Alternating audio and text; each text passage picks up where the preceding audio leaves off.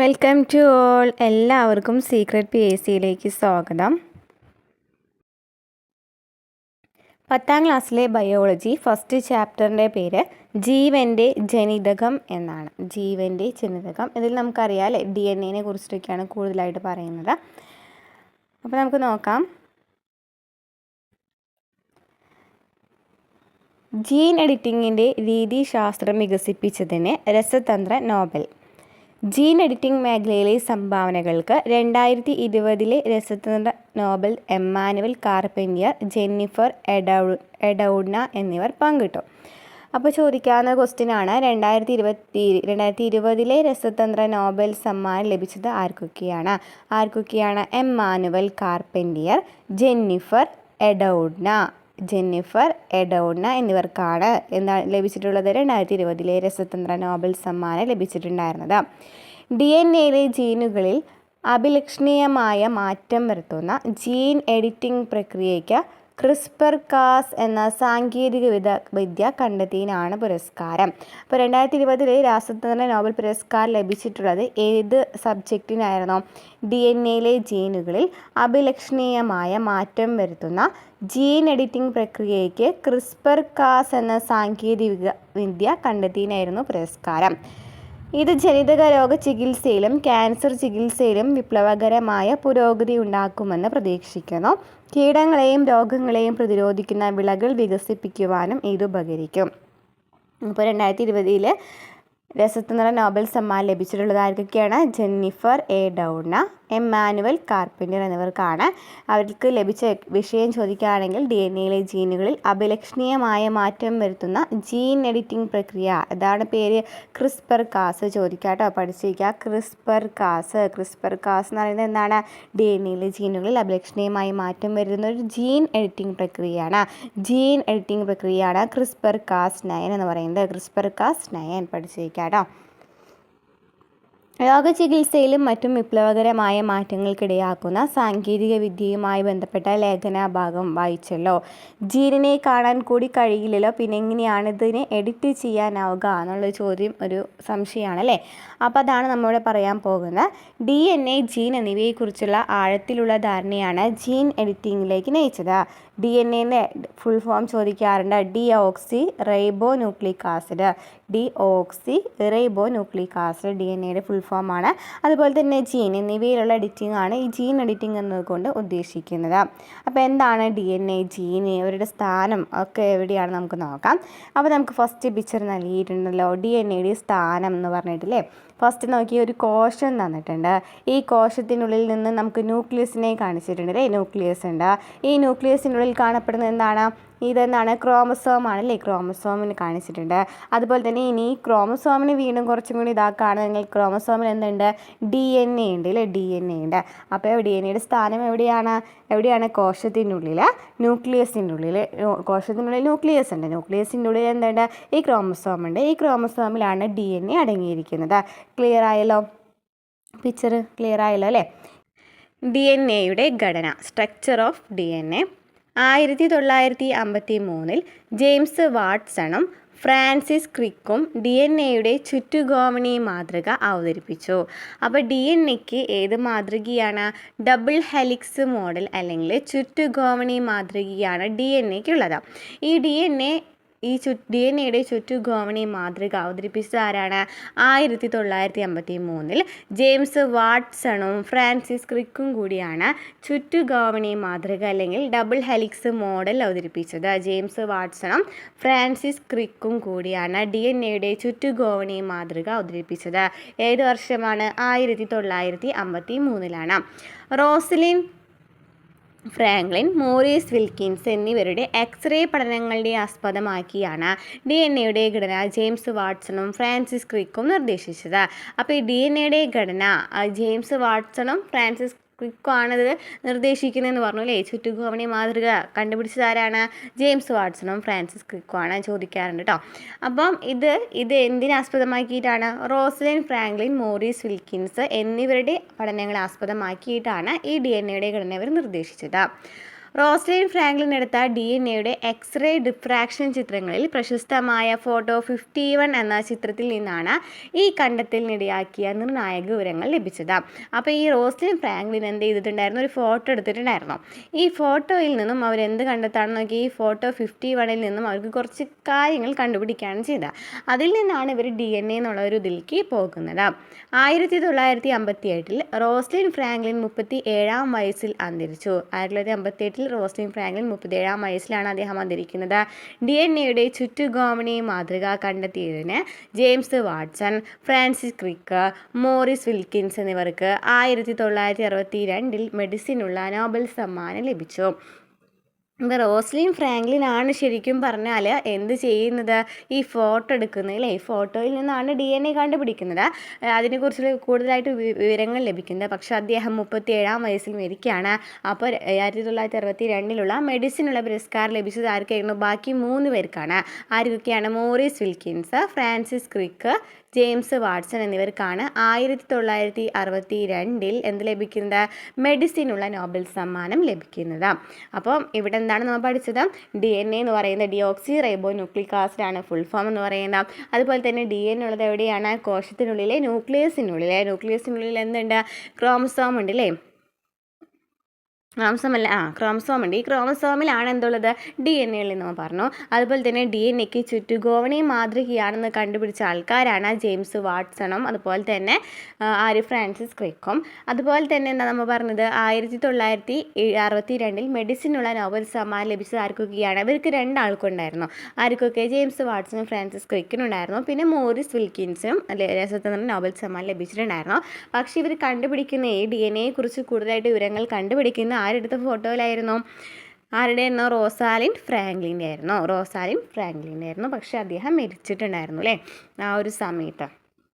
Okay, ഇനി ചിത്രീകരണം 1-2 വിശകലനം ചെയ്ത് DNA ഘടന സംബന്ധിച്ച ധാരണ കൈവരിക്കാൻ പറഞ്ഞിട്ടുണ്ട്. നമുക്കൊരു DNA പിക്ചർ നൽകിയിട്ടുണ്ട് അല്ലേ. ഇവിടെ നോക്കിയേ, നമുക്ക് ആദ്യം അറിഞ്ഞിരിക്കേണ്ടത്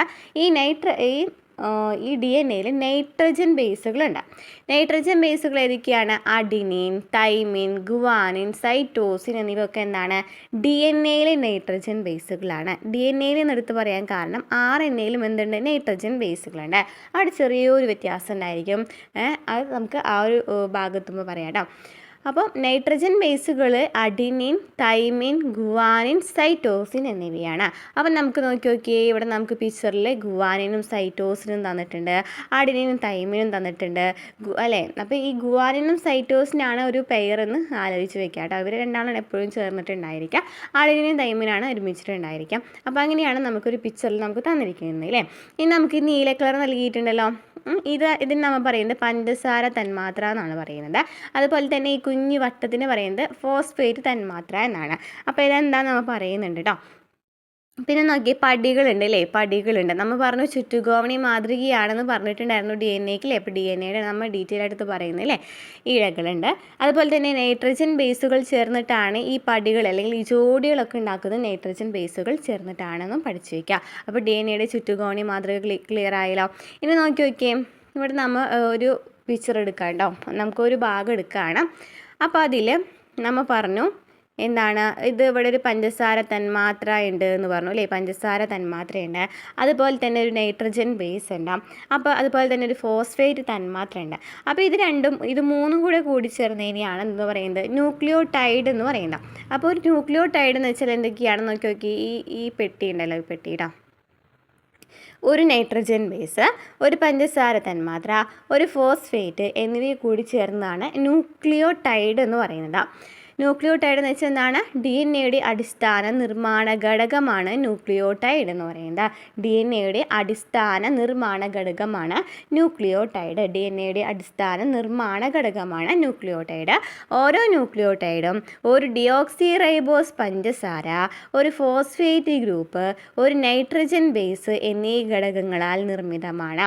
അപ്പോൾ ഒരു ന്യൂക്ലിയോടൈഡ് എന്ന് വെച്ചാൽ എന്തൊക്കെയാണുള്ളത്, ഓരോ ന്യൂക്ലിയോടൈഡിലും ഒരു ഡിയോക്സി റൈബോസ് പഞ്ചസാര ഉണ്ടായിരിക്കും, ഒരു ഫോസ്ഫേറ്റ് ഗ്രൂപ്പ് ഉണ്ടായിരിക്കും, ഒരു നൈട്രജൻ ബേസ് ഉണ്ടായിരിക്കും. അപ്പോൾ നമുക്ക് പിക്ചറിൽ ഡിയോക്സി റൈബോസ് പഞ്ചസാര നമുക്ക് തന്നിട്ടുണ്ട് അല്ലേ, ഡിയോക്സി റൈബോസ് പഞ്ചസാര തന്നിട്ടുണ്ട്. അതുപോലെ തന്നെ അതിൽ നമുക്ക് എന്താണ് ഒരു ഫോസ്ഫേറ്റ് തന്നിട്ടുണ്ട്, പിന്നെ ഒരു നൈട്രജൻ ബേസും തന്നിട്ടുണ്ട്. അപ്പോൾ ഈ ഫോസ്ഫേറ്റ് എന്ന് വെച്ചാൽ എന്താണ്, ഫോസ്ഫേറ്റ് എന്തിനാണ് സഹായിക്കുന്നത്, ന്യൂക്ലിയോടൈഡുകളെ പരസ്പരം ബന്ധിപ്പിക്കുന്ന ബോണ്ടുകളുടെ രൂപീകരണത്തിൽ പങ്കെടുക്കുന്നതാണ് ഈ ഫോസ്ഫേറ്റ്. അതായത് നോക്കിയേ നമ്മൾ പറയുന്നതാണ് ന്യൂക്ലിയോടൈഡുകളെ തമ്മിൽ ബന്ധിപ്പിക്കുന്ന എന്നല്ലേ പറഞ്ഞിരിക്കുന്നത്. നോക്കിയേ ഇവിടെ നമുക്കറിയാം നീലിയാണ് ന്യൂക്ലിയോടൈഡ് അല്ലേ. ഈ ന്യൂക്ലിയോടൈഡ് അല്ലെങ്കിൽ പഞ്ചസാര തന്മാത്ര എന്ന് പറയുന്നത്, അല്ലെങ്കിൽ ഓരോ ന്യൂക്ലിയോടൈഡുകളും ബന്ധിപ്പിക്കുന്നതിന് വേണ്ടിയിട്ട് എന്തുണ്ട്, ഈ ഫോസ്ഫേറ്റ് തന്മാത്ര ഉണ്ടല്ലേ. നമ്മൾ ഈ ഒരു വട്ടം വെച്ചിട്ടല്ലേ എല്ലാത്തിനും യോജിപ്പിച്ചിരിക്കുന്നതാ അല്ലേ, അതാണ് പറയുന്നത്.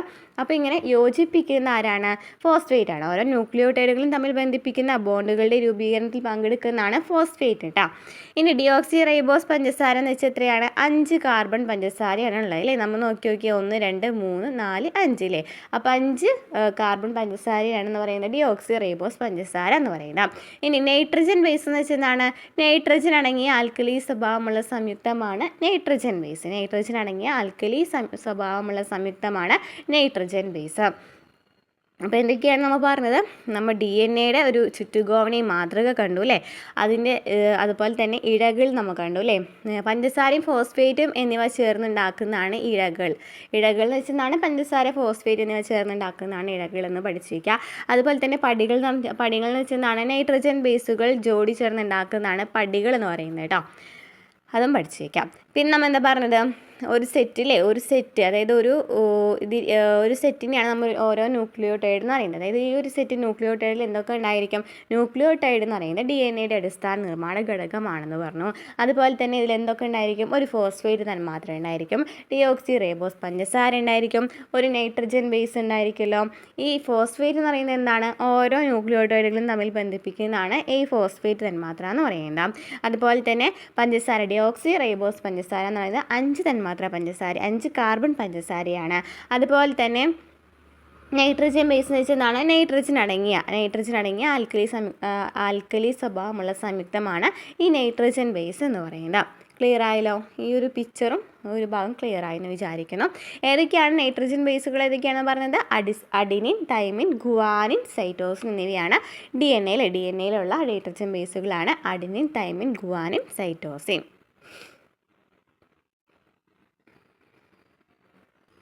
ഇനി DNA വലിപ്പം. ഓരോ ക്രോമസോമിലെയും DNA-ക്ക് ഏകദേശം 2 ഇഞ്ച് 5 സെൻറ്റിമീറ്റർ ആണ് നീളമുണ്ടായിരിക്കുക. 2 ഇഞ്ച് എന്ന് വെച്ചാൽ എത്രയാണ്, 5 സെൻറ്റിമീറ്റർ ആണ്. അപ്പോൾ ഓരോ ക്രോമസോമിലെയും DNA-ക്ക് എത്ര ഇഞ്ചാണ്, 2 ഇഞ്ച് നീളമാണ് ഉണ്ടായിരിക്കുക. ഒരു മനുഷ്യ കോശത്തിലെ 46 ക്രോമസോമുകളിലെയും DNA-കൾ ചേർന്നാൽ ഏകദേശം 6 അടി നീളം വരും. അതായത് ഒരു മനുഷ്യ കോശം എടുക്കുകയാണ്, അതിൽ നമുക്കറിയാലോ 46 ക്രോമസോം ഉണ്ടെന്ന് അറിയാലോ. ഈ 46 ക്രോമസോമുകളും കൂടി ചേരാണെന്നുണ്ടെങ്കിൽ 6 അടിയാണ് നീളം വരുന്നത്. അതായത് 2 മീറ്ററാണ് നീളം വരുന്നത്. മനുഷ്യ ശരീരം ട്രില്യൺ 1,00,000 കോടി കണക്കിന് കോശങ്ങളാൽ നിർമ്മിതമാണ്. അപ്പോൾ മനുഷ്യ ശരീരം ട്രില്യൺ അല്ലെങ്കിൽ 1,00,000 കോടി കണക്കിന് കോശങ്ങളാൽ നിർമ്മിതമാണ്. എല്ലാ കോശത്തിലെയും DNA-കളെ കൂട്ടി യോജിപ്പിച്ചാൽ അത് ഏകദേശം 67 ബില്യൺ മൈൽ വരും. അതായത് 100 കോടിയാണ് കേട്ടോ, 100 കോടിയാണ് കോശങ്ങൾ വരാം. അത്രയൊന്നും പഠിച്ചിരിക്കേണ്ട കാര്യമില്ല. ഒരു ക്രോമസോമിലെ DNA-ക്ക് ഏകദേശം 2 ഇഞ്ചാണ് നീളം ഉണ്ടായിരിക്കുക. അപ്പോൾ അത് കാരണം നമ്മുടെ ശരീരത്തിൽ 6 അടി നീളമാണ് DNA-ക്ക് ഉള്ളതും പഠിച്ചിരിക്കാം. ഇത് ഭൂമിയെ 2 ദശലക്ഷത്തിലധികം തവണ ചുറ്റാൻ പര്യാപ്തമാണ്. ഓക്കെ, ക്ലിയർ ആയല്ലോ. ജസ്റ്റ് ഒന്ന് വായിച്ച് വയ്ക്കാം. ഇനി നമ്മൾ നെക്സ്റ്റ് ഭാഗത്തേക്ക് പോവുകയാണ്. ഇവിടെ നമുക്ക് നോക്കിയ ഒരു പിക്ചർ നൽകിയിട്ടുണ്ട് അല്ലേ. ഓക്കെ, ക്രോമസോമിലെ ഘടനയാണ് നമുക്ക് ചിത്രത്തിൽ നൽകിയിരിക്കുന്നത്. ഓക്കെ, കണ്ടല്ലോ അല്ലേ. ഇതാട്ടോ ക്രോമസോമിൻ്റെ ഘടന എന്ന് പറയുന്നത്. എത്രത്തോളം കാണുന്നുണ്ടോയെന്ന് അറിയില്ല, നമുക്ക് ഓരോന്ന് ഡീറ്റെയിൽ ആയിട്ട് പറയാം. ഓക്കെ, അപ്പോൾ നമുക്ക് DNA ആണ് ഫസ്റ്റിലെ. ഇത് DNA ആണ്, നമ്മൾ പറഞ്ഞു ചുറ്റുഗോവണി മാതൃകയാണ് DNA എന്ന് പറയുന്നത്. ചുറ്റുഗോവണി മാതൃകയാണെന്ന് പറഞ്ഞു. ഈ ഒരു പോർഷൻ ക്ലിയർ ആയല്ലോ. അങ്ങനെ ഈ DNA എന്ന് പറയുന്നതിൽ നിന്നും കുറേ ഇഴകൾ പോകുന്നത് കാണുന്നുണ്ടല്ലോ അല്ലേ. ഈ DNA-യും അതുപോലെ തന്നെ ഇവിടെ നമുക്ക് നോക്കിയേ ഇങ്ങനെ കുറച്ച് വട്ടത്തിൽ കുറച്ച് റൗണ്ടിൽ കാണുന്നുണ്ട് അല്ലേ. അതാണ് ഹിസ്റ്റോൺ പ്രോട്ടീൻ എന്ന് പറയുന്നത്. ഹിസ്റ്റോൺ പ്രോട്ടീൻ എന്ന് പറയുന്നത്. അപ്പോൾ DNA ക്ലിയർ ആയല്ലോ, ഹിസ്റ്റോൺ പ്രോട്ടീനും ക്ലിയർ ആയല്ലോ, ഇത് രണ്ടും ക്ലിയർ ആയല്ലോ.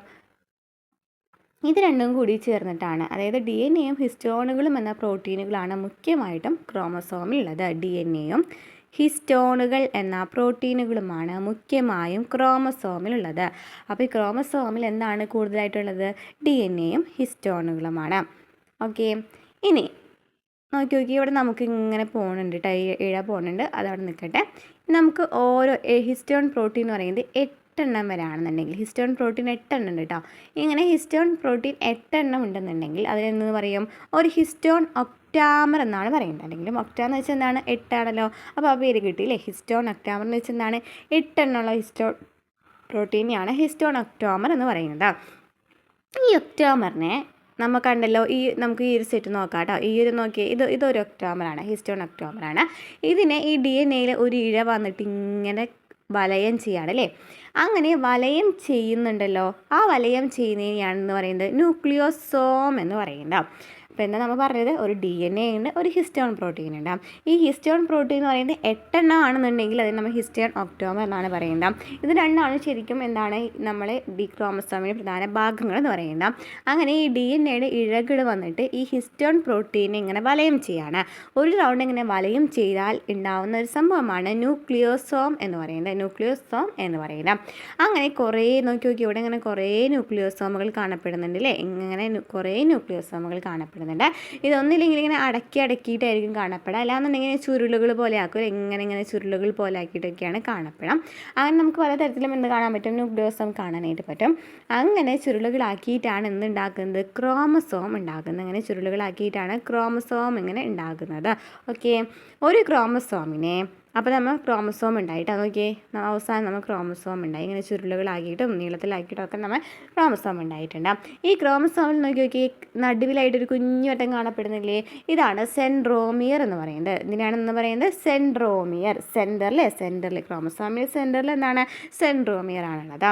ഈ സെൻട്രോമിയർ നമ്മൾ ഡി എൻ എ ഇഴണ്ടെന്ന് പറഞ്ഞല്ലോ അല്ലേ. ഡി എൻ എ ഇഴ അല്ലെങ്കിൽ നമ്മൾ എന്ന് പറഞ്ഞു, എന്തെന്നാണ് നമ്മൾ പറഞ്ഞത്?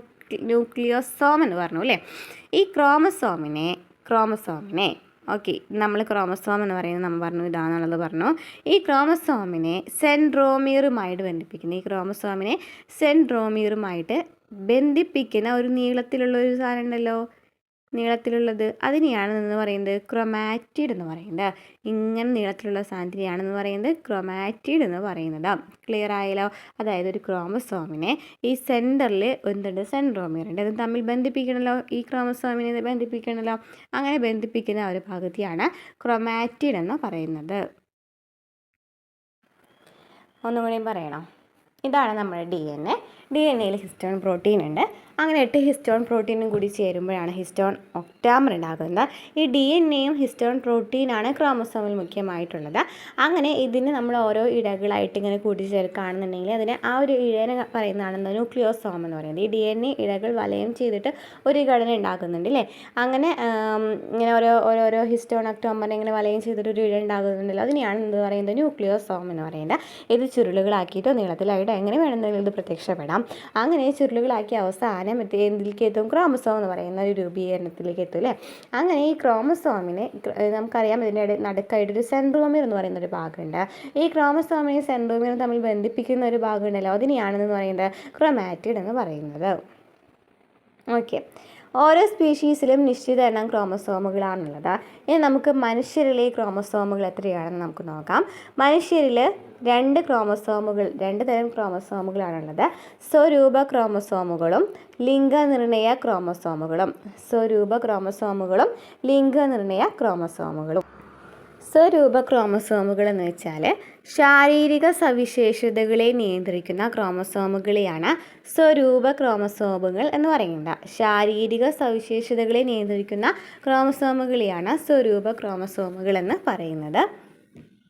22 ജോഡിയാണ് ഈ സ്വരൂപ ക്രോമസോമുകൾ. 22 ജോഡി സ്വരൂപ ക്രോമസോമുകളാണുള്ളത്.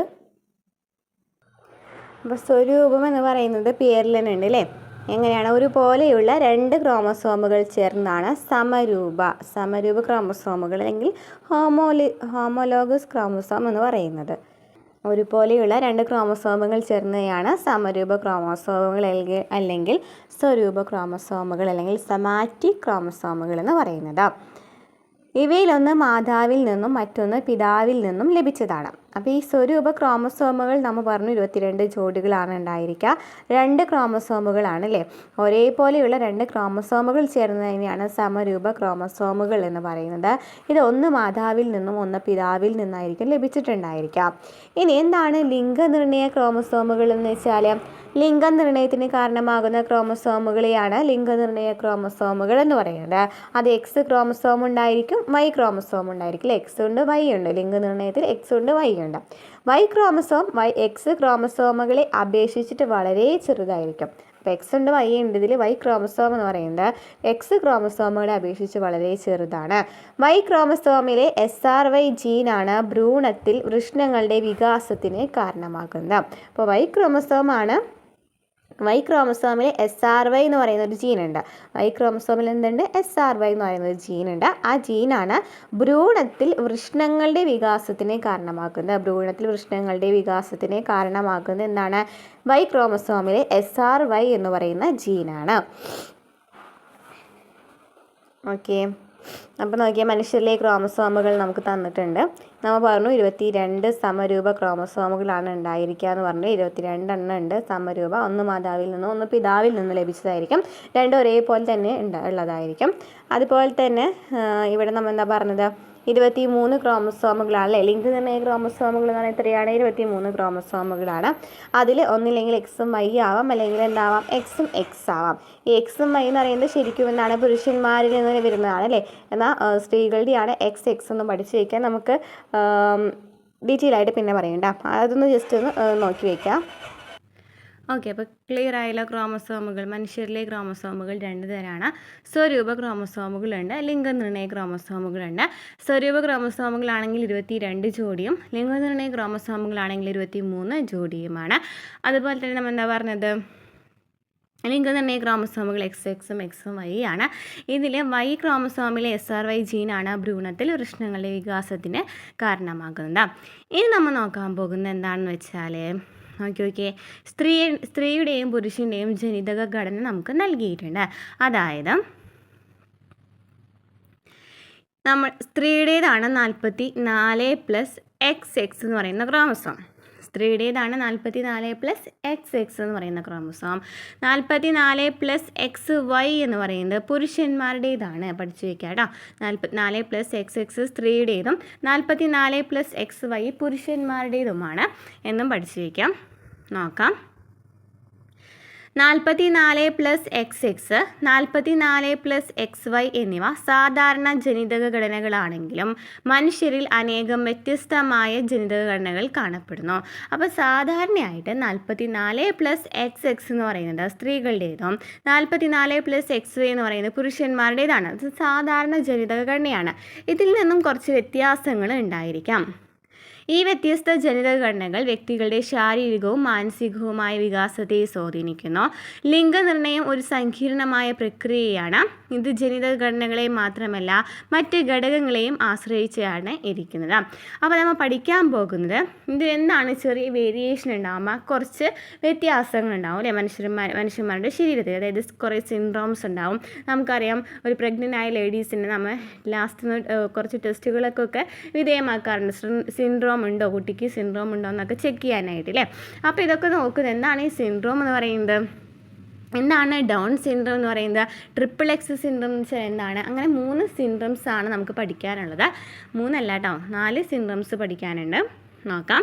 44+X0 ആണ്. 44+X0 ആണ് എന്ന് പറയുന്നത് ടർണർ സിൻഡ്രോം അല്ലെങ്കിൽ ടണ്ണർ സിൻഡ്രോം എന്നൊക്കെ പറയുന്നത്. ഒരു എക്സ് ക്രോമസോം മാത്രമുള്ള സ്ത്രീകൾ ആണ് എന്തെന്ന് പറയുന്നത് ടണ്ണർ സിൻഡ്രോം എന്ന് പറയുന്നത്. ഇവർ ടണ്ണർ സിൻഡ്രോം എന്ന അവസ്ഥയുള്ളവരാണ്. അപ്പോൾ ടർണർ സിൻഡ്രോം അല്ലെങ്കിൽ ടണ്ണർ സിൻഡ്രോം എന്നൊക്കെ പറയുന്നത് അതിൻ്റെ ജനിതക ഘടന എന്ന് പറയുന്നത് എത്രയാണ്? 44+X ആണ്. ഒരു ക്രോമസോം അവിടെ മിസ്സിങ് ആണല്ലോ. ഒന്നില്ലെങ്കിൽ XX ആവാം, അല്ലെങ്കിൽ XY ആവാം. അവിടെ നമുക്ക് ഒരു സമം ആബ്സെൻ്റ് ആണല്ലേ. അപ്പോൾ നമുക്ക് എന്താ പറയാം, എക്സ് ക്രോമസോം മാത്രമുള്ള സ്ത്രീകളാണ് 44X0 എന്ന് പറയുന്നത്. അതായത് 44X0 എന്ന് പറയുന്നത് എന്താണ്? ടണ്ണർ സിൻഡ്രോം ഉള്ളവർ. ഉള്ളവരാണെന്ന് പറയാം. ഇനി 44 plus X X X 3 X ഉണ്ടല്ലോ, 3 എക്സ് ക്രോമസോമുകളുള്ള സ്ത്രീകളെയാണ് എക്സ് എക്സ് എക്സ് എന്ന് പറയുന്നത്. ഇവർ ട്രിപ്പിൾ എക്സ് സിൻഡ്രോം എന്ന അവസ്ഥയുള്ളവരാണ്. ട്രിപ്പിൾ എക്സ് അല്ലേ, 3 എക്സ് ഉണ്ട്, അപ്പോൾ ട്രിപ്പിൾ എക്സ് സിൻഡ്രോം എന്ന അവസ്ഥയുള്ളവരെയാണ് 44 പ്ലസ് എക്സ് എക്സ് എക്സ് എന്ന് പറയുന്നത്. അപ്പോൾ നമ്മൾ എന്താ പഠിച്ചത്? ഈ എക്സ് എന്ന് പറയുന്നത് നമ്മൾ പറഞ്ഞു സ്ത്രീകളുമായി ബന്ധപ്പെട്ട ക്രോമസോമാണ് എക്സ് എന്ന് പറയുന്നത്. അത് കാരണമാണ് നമ്മൾ എന്താ ടെർണർ സിൻഡ്രോം ആണെന്നുണ്ടെങ്കിലും ട്രിപ്പിൾ എക്സ് സിൻഡ്രോം ആണെന്നുണ്ടെങ്കിലും സ്ത്രീകളെ വെച്ച് പറഞ്ഞില്ലേ, ഒരെണ്ണം ആബ്സെൻ്റ് ആണെങ്കിൽ ഒരെണ്ണം കൂടുതലായിരിക്കും. ഒരെണ്ണം ആബ്സെൻ്റ് ഉള്ളതെങ്കിൽ നമ്മൾ എന്ത് പറഞ്ഞു? ടെർണർ അല്ലെങ്കിൽ ടെർണർ സിൻഡ്രോം എന്ന് പറഞ്ഞു. ഒന്ന് കൂടുതലാണെന്നുണ്ടെങ്കിൽ എന്ന് പറഞ്ഞു ട്രിപ്പിൾ എക്സ് സിൻഡ്രോം എന്നും പറഞ്ഞു. ഇനി 44 പ്ലസ് എക്സ് എക്സ് വൈ എന്താണ്? 44 പ്ലസ് എക്സ് എക്സ് വൈ. ഇവിടെ എന്താണ്? 2 എക്സ് ക്രോമസോം ഉണ്ട്, എന്നാൽ ഒരു വൈ ക്രോമസോം ഉണ്ട് അല്ലേ? അങ്ങനെയുള്ള പുരുഷന്മാരെയാണെന്ന് പറയുന്നത് ക്ലൈൻഫെൽറ്റർ സിൻഡ്രോം എന്ന് പറയുന്നത്. ക്ലൈൻഫെൽറ്റർ സിൻഡ്രോം എന്ന് പറയുന്നത് 2 എക്സ് ക്രോമസോമുകളും ഒരു വൈ ക്രോമസോമുകളുള്ള പുരുഷന്മാരെയാണ് ക്ലൈൻഫെൽറ്റർ സിൻഡ്രോം എന്ന അവസ്ഥ ഉള്ളത് പറയുന്നത്. ഇനി 44 പ്ലസ് എക്സ് വൈ വൈ ആണെന്നുണ്ടെങ്കിലോ, ഒരു എക്സ് ക്രോമസോം ഉണ്ട്, 2 വൈ ക്രോമസോം ഉണ്ട്, അങ്ങനെയുള്ള പുരുഷന്മാരെന്ന് പറയും Y X Y Y syndrome എന്ന് പറയും. അത് എളുപ്പമാണല്ലേ, നമ്മൾ ആ ഒരു പേരിൽ തന്നെ അല്ലാണ്ട് എക്സ് വൈ വൈ സിൻഡ്രത്തിന് എന്ന് പറയും എക്സ് വൈ വൈ സിൻഡ്രോം എന്ന് പറയില്ലേ. എക്സ് വൈ വൈ എന്നുള്ളതിന് എക്സ് വൈ വൈ സിൻഡ്രോം എന്ന് പറയും. അവിടെ ഒരു എക്സ് ക്രോമസോം 2 വൈ ക്രോമസോം ഉള്ളത്, അത് നമുക്ക് എന്തായാലും അറിയാവുന്ന കാര്യമാണ്. ഇനി 44 പ്ലസ് എക്സ് എക്സ് വൈ എന്ന് പറയുമ്പോൾ 2 എക്സും ഒരു വൈ ആണല്ലോ. അങ്ങനെയാണെന്നുണ്ടെങ്കിൽ എന്ന് പറയും ക്ലൈൻഫെൽറ്റർ സിൻഡ്രോം എന്ന് പറയും. ക്ലൈൻഫെൽറ്റർ സിൻഡ്രോം എന്ന് പറയും. ടെർണർ സിൻഡ്രോം എന്ന് വെച്ചാൽ എന്തായിരുന്നു? ഒരു എക്സ് ആബ്സെൻ്റ് ആയിരുന്നു ടെർണർ സിൻഡ്രത്തിൽ. ഇനി ട്രിപ്പിൾ എക്സ് സിൻഡ്രോം എന്ന് വെച്ചാൽ എന്താണ്? ആ പേരിലുണ്ടല്ലോ 3 എക്സ് അല്ലേ. ട്രിപ്പിൾ എക്സ് സിൻഡ്രോം എന്ന് വെച്ചാൽ 3 എക്സ് ആണ്. അപ്പോൾ നമുക്കിവിടെ പേരിൽ തന്നെ ഉള്ളതാണ് 2 എണ്ണം. അപ്പോൾ നമുക്ക് പെട്ടെന്ന് കിട്ടും. ടെർണർ സിൻഡ്രോം എന്ന് പറയുന്ന ഒരു എക്സ് ആബ്സെൻ്റ് ആണെന്ന് പഠിച്ചു വയ്ക്കുക. ഒരു വൈ കൂടുതലുള്ളത്, 2 എക്സും ഒരു വൈയും കൂടി ഉള്ളതാണ് എന്ന് പറയുന്നത് ക്ലൈൻഫെൽറ്റർ സിൻഡ്രോം എന്ന് പറയുന്നത്. ടെർണർ സിൻഡ്രോം, ക്ലൈൻഫെൽറ്റർ സിൻഡ്രോം ക്ലിയർ ആയല്ലോ. മുകളിൽ സൂചിപ്പിച്ച ജനിതക ഘടനകളുള്ള വ്യക്തികളിൽ ലിംഗനിർണയം സങ്കീർണമായിരിക്കും. ഉദാഹരണത്തിന് ടെർണർ സിൻഡ്രോമുള്ള സ്ത്രീകളെ സ്ത്രീലൈംഗിക അവയവങ്ങൾ ഉണ്ടാകാം, എന്നാൽ അവരിൽ കൗമാരത്തിൽ സ്ത്രീലൈംഗിക ലക്ഷണങ്ങൾ വികസിക്കില്ല. അതായത് നമ്മൾ പറഞ്ഞു ടെർണർ സിൻഡ്രോം എന്ന് പറയുമ്പോൾ ഒരു എക്സ് ആബ്സെൻ്റ് ആണെന്ന് പറഞ്ഞു അല്ലേ. അപ്പോൾ നമുക്കത് മനസ്സിലായി സ്ത്രീകളെ കുറിച്ചിട്ടാണ് പറയുന്നത് എന്നുള്ളതാണ്.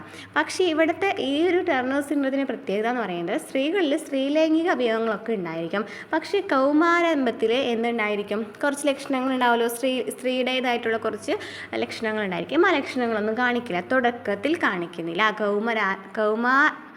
കൗമാരാരംഭത്തിൽ കാണിക്കുന്നില്ല, എന്നാൽ അതിനുശേഷമാണ് കാണിക്കുന്നതെന്നാണ് ഇവിടെ പറയുന്നത് ടെർണർ സിൻഡ്രത്തിൽ. ഇനി നമ്മൾ പറഞ്ഞു ക്ലൈൻഫെൽറ്റർ സിൻഡ്രോം എന്നാന്ന് പറഞ്ഞു. ക്ലൈൻഫെൽറ്റർ സിൻഡ്രോം എന്ന് വെച്ചാൽ 2 എക്സും ഒരു വൈ ആണല്ലേ. അപ്പോൾ എന്താണ്? പുരുഷന്മാർക്ക് പുരുഷ ലൈംഗിക അവയവങ്ങൾ ഉണ്ടാകും, എന്നാൽ അവർ സ്ത്രീ ലൈംഗിക ലക്ഷണങ്ങളും കാണിക്കാം. അപ്പോൾ എന്താണ് ക്ലൈൻഫെൽറ്റർ സിൻഡ്രോം എന്ന് വെച്ചാൽ? ഞാൻ പറഞ്ഞു എക്സ് എക്സ് വൈ ആണെന്ന് പറഞ്ഞു. അവിടെ 2 എക്സ് ആണ് കൂടുതൽ അല്ലേ. അപ്പോൾ 2 എക്സ് കൂടുതലാണെന്നുണ്ടെങ്കിൽ എന്തായിരിക്കും? സ്ത്രീയുടെ സ്വഭാവമായിരിക്കുമല്ലോ, സ്ത്രീ ലൈംഗിക ലക്ഷണങ്ങളായിരിക്കും. 2 എക്സ് കൂടുതലാണ്, ഒരു വൈ ഉണ്ട് പക്ഷേ അല്ലേ.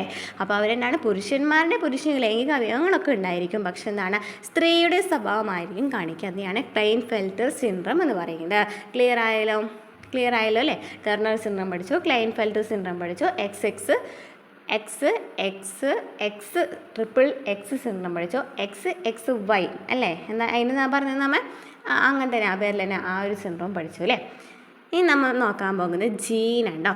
DNA-യിലെ നിശ്ചിത ന്യൂക്ലിയോടൈഡുകളുടെ ശ്രേണിയാണ് ജീൻ എന്ന് പറയുന്നത്. DNA-യിലെ നിശ്ചിത ന്യൂക്ലിയോടൈഡുകളുടെ ശ്രേണിയാണ് ജീൻ എന്ന് പറയുന്നത്.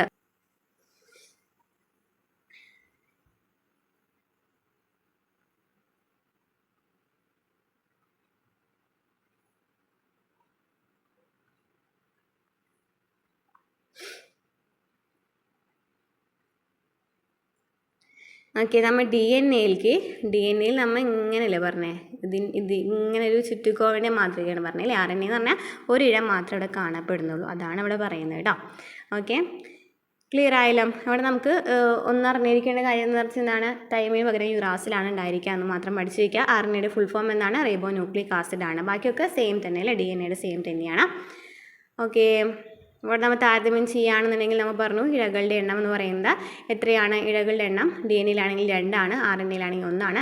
പഞ്ചസാര തന്മാത്രയുടെ തരം നോക്കുകയാണെങ്കിൽ DNA-യിൽ 5 തരം ഉണ്ടായിരുന്നു, എന്നാൽ RNA-യിൽ 1 ഉള്ളൂ അല്ലേ? നൈട്രജൻ ബേസുകൾ നോക്കുകയാണെങ്കിലോ അഡിനിൻ, ഗുവാനിൻ, തൈമിൻ ഉണ്ടായിരുന്നു. ഇവിടെ എന്താണ്? യുറാസിലാണ് RNA-യിൽ ഉള്ളത്. ഓക്കെ, ഇനി നമുക്ക് പ്രോട്ടീൻ നിർമ്മാണം പഠിച്ചു നോക്കിയാലോ?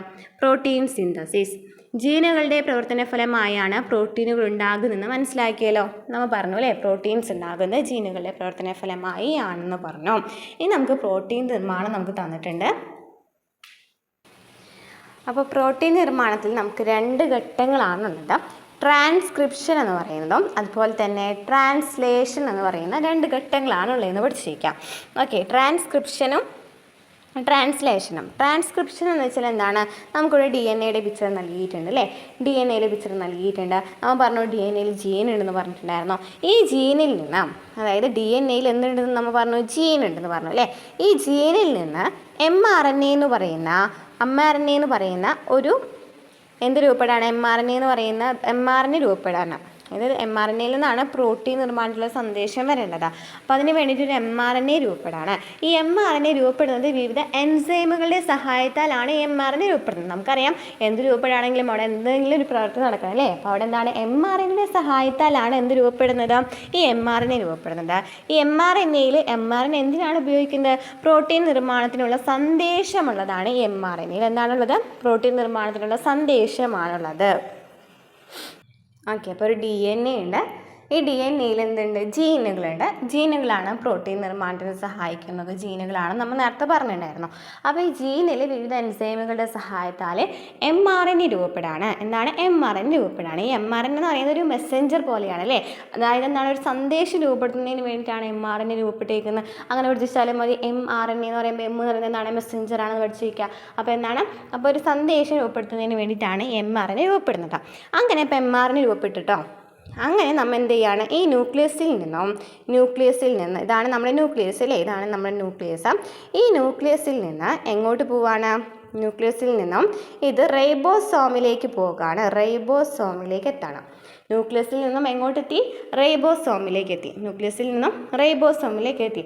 നമുക്കറിയാം നമ്മുടെ കോശത്തിൽ എന്തൊക്കെയാണ് ഉള്ളതെന്നൊക്കെ നമ്മൾ 8ാം ക്ലാസ് ചാപ്റ്ററിൽ പഠിക്കുന്നതാണ് അല്ലേ? ആ ഒരു ചാപ്റ്റർ ഞാൻ എടുത്തു തരാം. ഞാൻ എടുത്തിട്ടില്ല എന്ന് തോന്നുന്നു. അപ്പം നമ്മൾ തൊട്ട് മുമ്പത്തെ ക്ലാസ്സുകളിലൊക്കെ പഠിച്ചിട്ട് ഉണ്ടെന്നുണ്ടെങ്കിൽ ഇതൊക്കെ നമുക്ക് ഈ ടേംസ് ഒന്നും അത്ര ബുദ്ധിമുട്ടായിട്ട് തോന്നില്ല കേട്ടോ. അപ്പോൾ ഓക്കെ, അപ്പോൾ നമ്മൾ എന്താ പറഞ്ഞത്?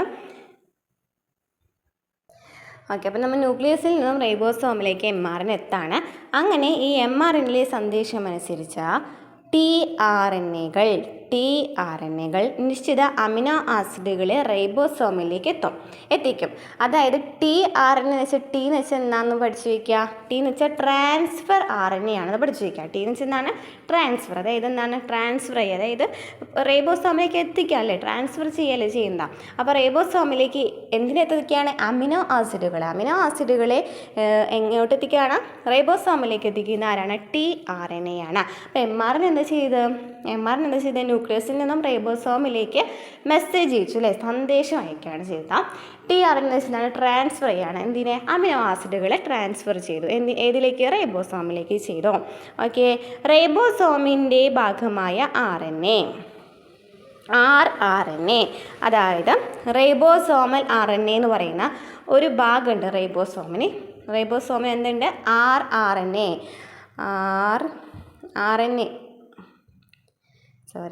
സ്മോൾ ലെറ്റർ R ഉണ്ടോ?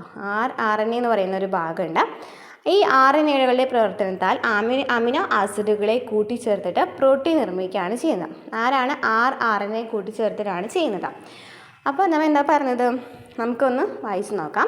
ട്രാൻസ്ക്രിപ്ഷൻ എന്ന് വെച്ചാൽ DNA-യിലെ ഒരു നിർദ്ദിഷ്ട ന്യൂക്ലിയോടൈഡ് ശ്രേണിയിൽ ജീനിൽ നിന്ന് വിവിധ എൻസൈമുകളുടെ സഹായത്താൽ mRNA, മെസ്സഞ്ചർ RNA, ആ പേരിൽ തന്നെ നമുക്കെല്ലാം കിട്ടുമല്ലോ അല്ലേ?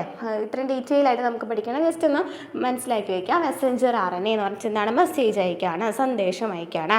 mRNA-യിൽ പ്രോട്ടീൻ നിർമ്മാണത്തിനുള്ള സന്ദേശം അടങ്ങിയിട്ടുണ്ട്. അപ്പോൾ ഈ മെസ്സേജ് അയക്കുന്നതിന് വേണ്ടി എന്ത് രൂപപ്പെടാണ്? mRNA രൂപപ്പെടാണ്. അവിടെ DNA-യിലാണ് രൂപപ്പെടുന്നത്. DNA-യിൽ ജീനുകളിലാണ് രൂപപ്പെടുന്നത്. അങ്ങനെ ട്രാൻസ്ലേഷൻ എന്ന് പറയുന്ന പ്രോസസ്സ് എന്ന് വെച്ചാൽ എന്താണ്, ന്യൂക്ലിയസിൽ നിന്നും റൈബോസോമിലെത്തിയ mRNAയിലെ സന്ദേശം അനുസരിച്ചിട്ട് tRNA, അതായത് ട്രാൻസ്ഫർ ആർ എൻ എ നിശ്ചിത അമിനോ ആസിഡുകൾ റൈബോസോമിലേക്ക് എത്തിക്കുന്നു.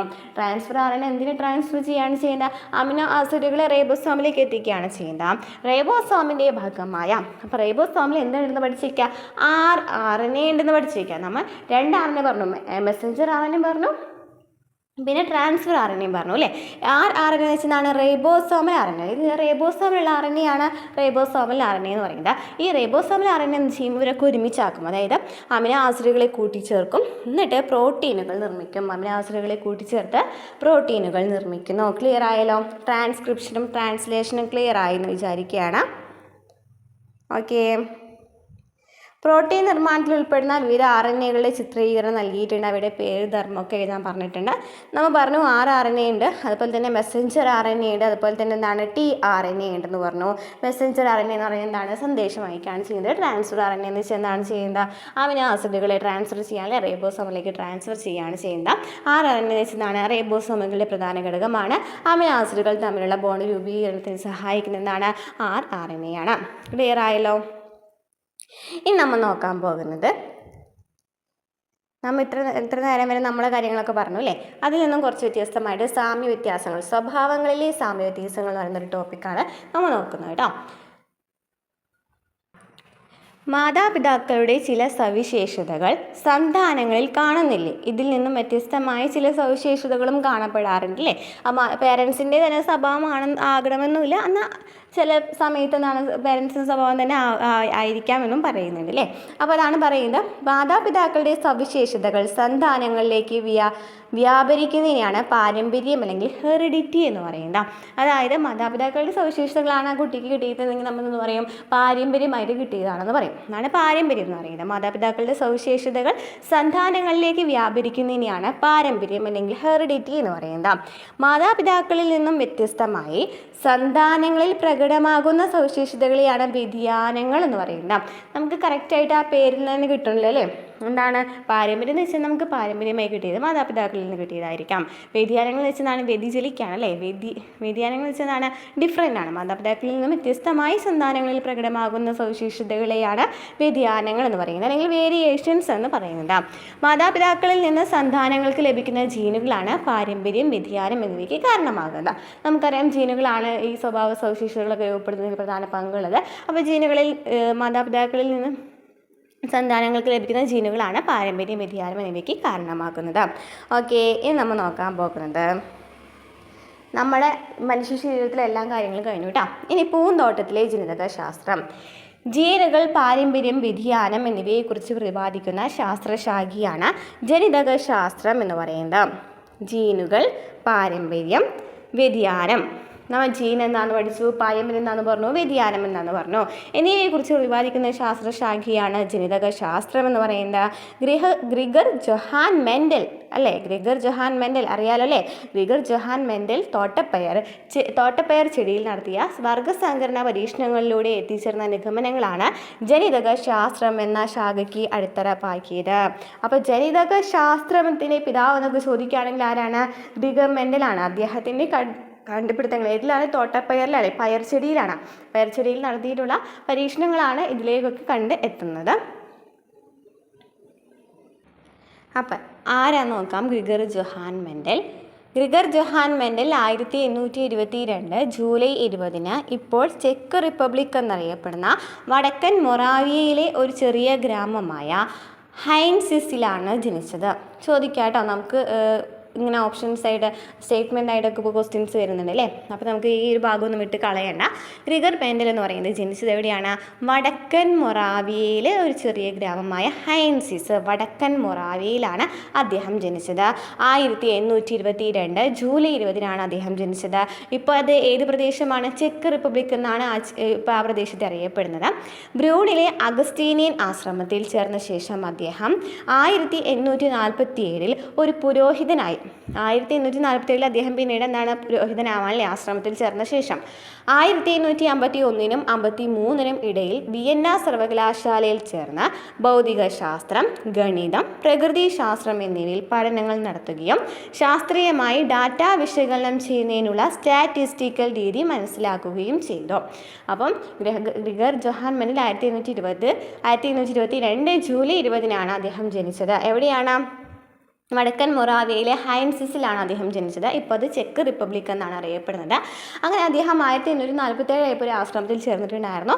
അതുപോലെ 51, 53 ഇടയിലാണ് ഈ ഫിസിക്സ്, അതുപോലെ തന്നെ എന്താണ് മാത്സ്, പ്രകൃതിശാസ്ത്രം എന്നീ ഭാഗങ്ങളിലൊക്കെ പോയിട്ട് എന്താണ് ശാസ്ത്രീയമായിട്ടുള്ള പരീക്ഷണങ്ങളൊക്കെ നടത്തുന്നത്. അപ്പോൾ ഗ്രിഗർ മെൻഡലിൻ്റെ പിക്ചർ നമുക്ക് നൽകിയിട്ടുണ്ട്. അദ്ദേഹത്തെ കണ്ടല്ലോ.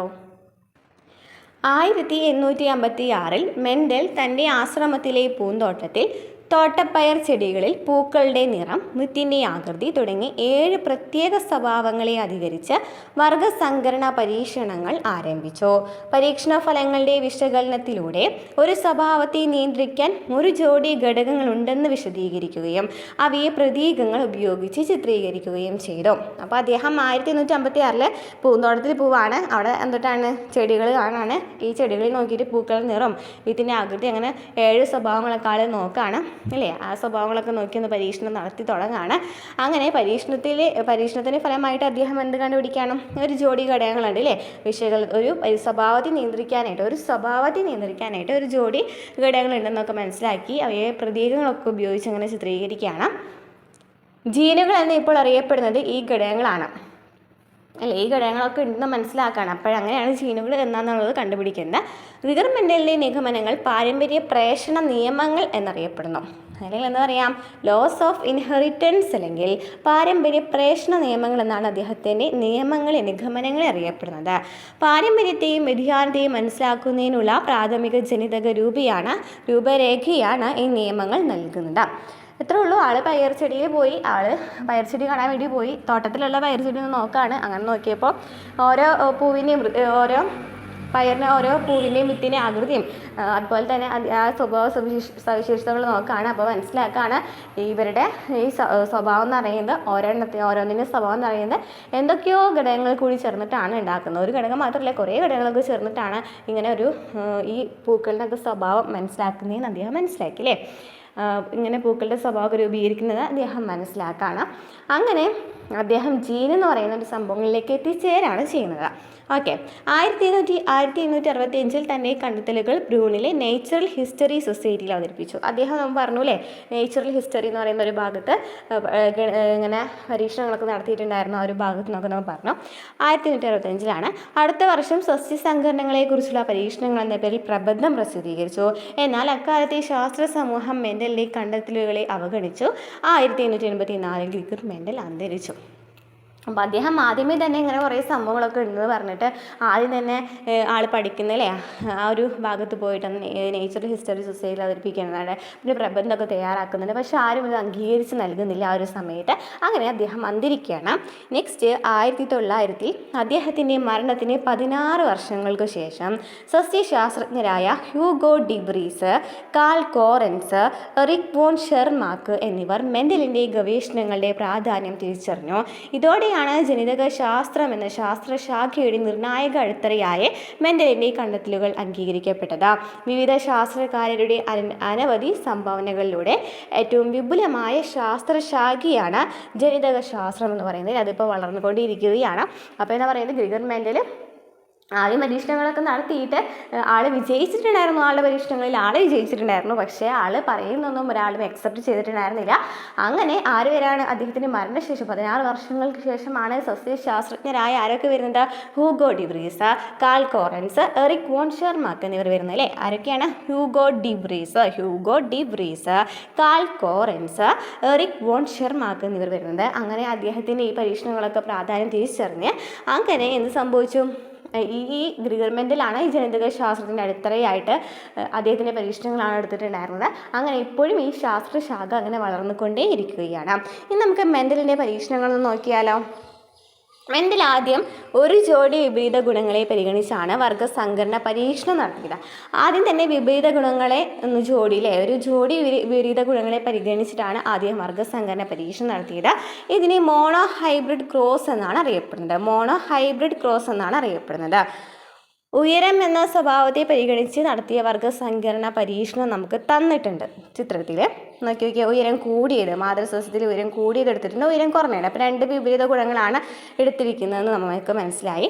അങ്ങനെ അദ്ദേഹം എന്താണ് കണ്ടെത്തുന്നത് നോക്കി ഈ മോണോ ഹൈബ്രിഡ് ക്രോസ് എന്ന് വെച്ചാൽ എന്താണ്? ഒരു ജോഡി വിപരീത ഗുണങ്ങളെ പരിഗണിച്ചിട്ടാണ് വർഗസങ്കരണ പരീക്ഷണം നടത്തിയത്. ഇതിനെയാണ് മോണോ ഹൈബ്രിഡ് ക്രോസ് എന്ന് പറയുന്നത്. അങ്ങനെ നമുക്ക് ആൾക്ക് ലഭിച്ചിട്ടുള്ളത് നോക്കിയാൽ ഉയരം കൂടിയതിൽ നിന്നും ലഭിച്ചിട്ടുള്ളത് എന്താണ്? ഉയരം കൂടിയത് ലഭിച്ചു, ഉയരം കുറഞ്ഞത് ലഭിച്ചു. ഇതിനെയാണ് മോണോ ഹൈബ്രിഡ് ക്രോസ് എന്ന് പറയുന്നത്. അപ്പോൾ ആൾക്ക് ലഭിച്ചതും അങ്ങനെ തന്നെയാണ്. ഉയരം കൂടിയതും കിട്ടി, ഉയരം കുറഞ്ഞതും ലഭിച്ചു അല്ലേ. ഗുണങ്ങളെ നിയന്ത്രിക്കുന്ന ഘടകങ്ങൾ വിത്തിനുള്ളിൽ ഉണ്ടാകാമെന്ന് അദ്ദേഹം ഊഹിച്ചു. ഉയരക്കുറവ് എന്ന ഗുണത്തിന് കാരണമായ ഘടകത്തിന് എന്തായിരിക്കും സംഭവിച്ചുണ്ടാവുക എന്ന് കണ്ടെത്താൻ അദ്ദേഹം 1ാം തലമുറയിൽ ലഭിച്ച ചെടികളിൽ സ്വപരാഗണത്തിന് വിധേയമാക്കി 2ാം തലമുറ സസ്യങ്ങളെ ഉൽപ്പാദിപ്പിച്ചു. അപ്പോൾ അതായത് 1ാം തലമുറ എന്ന് പറയുന്നത് എന്താണ്? ഉയരം കൂടിയതും ഉയരം കുറഞ്ഞതും തമ്മിൽ ക്രോസ് ചെയ്തിട്ടാണ്. അങ്ങനെ ക്രോസ് ചെയ്തപ്പോൾ ആൾക്ക് ഉയരം കൂടിയ ഒരു ചെടി കിട്ടിയെന്ന് പറയുന്നുണ്ട്. അങ്ങനെ രണ്ടാമത് ഇതിൽ നിന്നും ഉയരം കൂടിയതിൽ നിന്നും ഉയരം കൂടിയത് ഉയരം കുറഞ്ഞത് നമ്മൾ ക്രോസ് ചെയ്തപ്പോൾ ഉയരം കൂടിയത് കിട്ടില്ല. ആ ഉയരം കൂടിയ ചെടി ഒന്നും കൂടി 2ാം തലമുറ അല്ലേ 2ാമത്തെ പരീക്ഷണങ്ങൾക്ക് വിധേയമാകാണ്. അങ്ങനെ 2ാം ഘട്ട പരീക്ഷണത്തിന് വിധേയമായി. അത് എന്തിനു വേണ്ടിയിട്ടാണ്? ഉയരക്കുറവ് എന്ത് കാരണമാണ് ഉണ്ടായിരിക്കാം എന്ന് അറിയുന്നതിന് വേണ്ടിയിട്ടാണ് കേട്ടോ അദ്ദേഹം എന്ത് ചെയ്തത്? വീണ്ടും 2ാം തലമുറ സസ്യങ്ങളെ ഉൽപ്പാദിപ്പിക്കുന്നത്. അപ്പോഴും എന്താണ്? ഉയരം കൂടിയതും ഉയരം കുറഞ്ഞതെന്ന് പറഞ്ഞിട്ടുള്ള 2 സസ്യങ്ങൾ കിട്ടുകയാണ് ചെയ്തത് അല്ലേ. ഗുണങ്ങൾ തമ്മിലുള്ള അനുപാതം എന്ന് പറയുന്നത് എത്രയാണ്? 3:1 ആണ്. 787 ആയിരുന്നു ഇവിടെ ലഭിച്ചിട്ടുള്ളത്. 277 ആണ് ഉയരം കുറഞ്ഞ് ലഭിച്ചിട്ടുണ്ടായിരുന്നത്. ഓക്കെ, അപ്പോൾ 1ാം തലമുറ 2 തലമുറയിലായിട്ടാണ് അദ്ദേഹം പരീക്ഷണം നടത്തിയിട്ടുണ്ടായിരുന്നത്. ആദ്യം പരീക്ഷണം നടത്തിയപ്പോൾ മനസ്സിലായി എന്തോ ഗുണങ്ങളുണ്ട്, എന്തുകൊണ്ടായിരിക്കും അങ്ങനെ ഗുണങ്ങൾ കിട്ടിയിട്ടുള്ളത് എന്ന് അറിയുന്നതിന് വേണ്ടി. ഉയരം കുറഞ്ഞത് എന്താണ് ലഭിക്കാൻ കാരണം, അല്ലെങ്കിൽ ഉയരം കൂടിയത് എന്താണ് ലഭിക്കാൻ കാരണം എന്നൊക്കെ അദ്ദേഹം അറിയുന്നതിന് വേണ്ടിയിട്ട് 2ാം തലമുറ പരീക്ഷണങ്ങൾ നടത്താണ്. അപ്പോൾ മോണോ ഹൈബ്രിഡ് ക്രോസ് കണ്ടല്ലോ അല്ലേ. ഈ 2ാം തലമുറയിലെ പരീക്ഷണം എന്ന് പറയുന്നത് എന്താണ്? സ്വപരാഗണം അല്ലേ. സ്വപരാഗണത്തിന് വിധേയമാക്കിയിട്ടാണ് 2ാം തലമുറയിലെ പരീക്ഷണം നടക്കുന്നത്. സ്വപരാഗണം, അതായത് ഉയരം കൂടിയ ഒരു ചെടി മാത്രം എടുത്തിട്ടുള്ളൂ അല്ലേ. ആ ഒരു ചെടി വെച്ച് മാത്രമാണ്, അതായത് സ്വപരാഗണം ചെയ്തിട്ടാണ്, ഒരു ചെടിയിൽ തന്നെ പരാഗണം ചെയ്തിട്ടാണ് അദ്ദേഹം എന്ത് കണ്ടുപിടിക്കുന്നത്?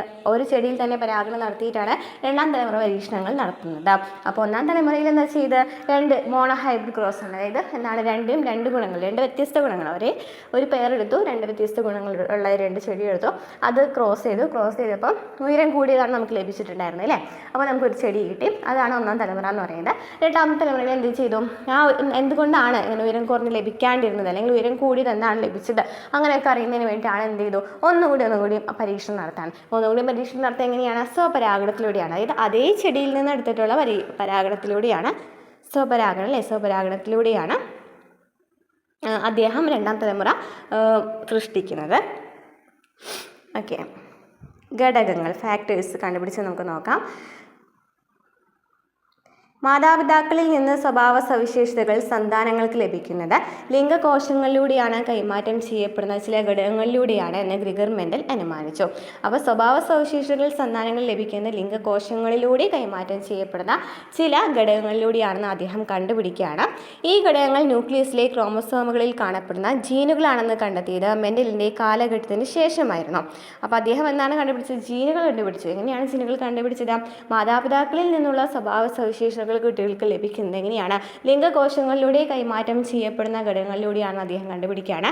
അതിന് കാരണം എന്താണെന്ന് കണ്ടുപിടിച്ചത്? ന്യൂക്ലിയസിലെ ക്രോമസോമുകളുള്ള ജീനുകളാണെന്ന് കണ്ടുപിടിച്ചു. പക്ഷേ അദ്ദേഹത്തിന് കാലശേഷമാണ് അത് കണ്ടെത്തുന്നത്. ഒരു സ്വഭാവത്തെ നിർണ്ണയിക്കുന്നത് ജീനിന് വ്യത്യസ്ത തരങ്ങളുണ്ടാകും. ഒരു ജീനിൻ്റെ വ്യത്യസ്ത തരങ്ങളെയാണ് അലീലുകൾ എന്ന് വിളിക്കുന്നത്. അലീലുകൾ എന്ന് വെച്ചാൽ എന്താണ്? ഒരു ജീനിൻ്റെ തന്നെ വ്യത്യസ്ത തരങ്ങളെയാണ് അലീലുകൾ എന്ന് വിളിക്കുന്നത്. അതായത് സാധാരണയായിട്ട് ഒരു ജീനിന് 2 അലീലുകളാണ് ഉണ്ടായിരിക്കുക. അപ്പോൾ നമ്മൾ ചിത്രം കണ്ടല്ലോ അല്ലേ. അതിൽ വർഗസങ്കരണത്തിൻ്റെ ഉയരം എന്ന സ്വഭാവത്തെ നിർണ്ണയിക്കുന്ന ജീനിൻ്റെ വ്യത്യസ്ത അലീലുകളാണ് TT എന്ന് പറയുന്നത്. നോക്കി നോക്കിയാൽ ഇവിടെ നമുക്ക് ചിത്രം നൽകിയിട്ടുണ്ട്. മാതൃസസ്യങ്ങൾ ഉയരം കൂടിയത് ഉയരം കുറഞ്ഞത് തന്നിട്ടുണ്ട്. ഓക്കെ, ഇവിടെ നമുക്ക് ടി ക്യാപിറ്റൽ ലെറ്റർ ടി എന്നാണ് കൊടുത്തിരിക്കുന്നത് അല്ലേ. ഉയരം കുറഞ്ഞത് നമ്മൾ സ്മോൾ ലെറ്റർ ടി എന്നാണ് കൊടുത്തിരിക്കുന്നത്. അപ്പോൾ ഇതിൽ നിന്ന് ഒരു ടിയും ഉയരം കൂടിയതിൽ നിന്ന് ഒരു ടിയും അതുപോലെ തന്നെ ഉയരം കുറഞ്ഞതിൽ നിന്ന് സ്മോൾ ലെറ്ററും ടിയും കൂടെ എന്ത് ചെയ്തു, സംയോജിപ്പിച്ചു. അപ്പോൾ എന്ത് കിട്ടി, ടി ഉയരം കൂടിയത്. അതായത് നമ്മൾ നേരത്തെ കണ്ട പിക്ചറല്ലേ, ഇതിന് ജസ്റ്റ് പേര് കൊടുത്തു എന്ന് മാത്രം.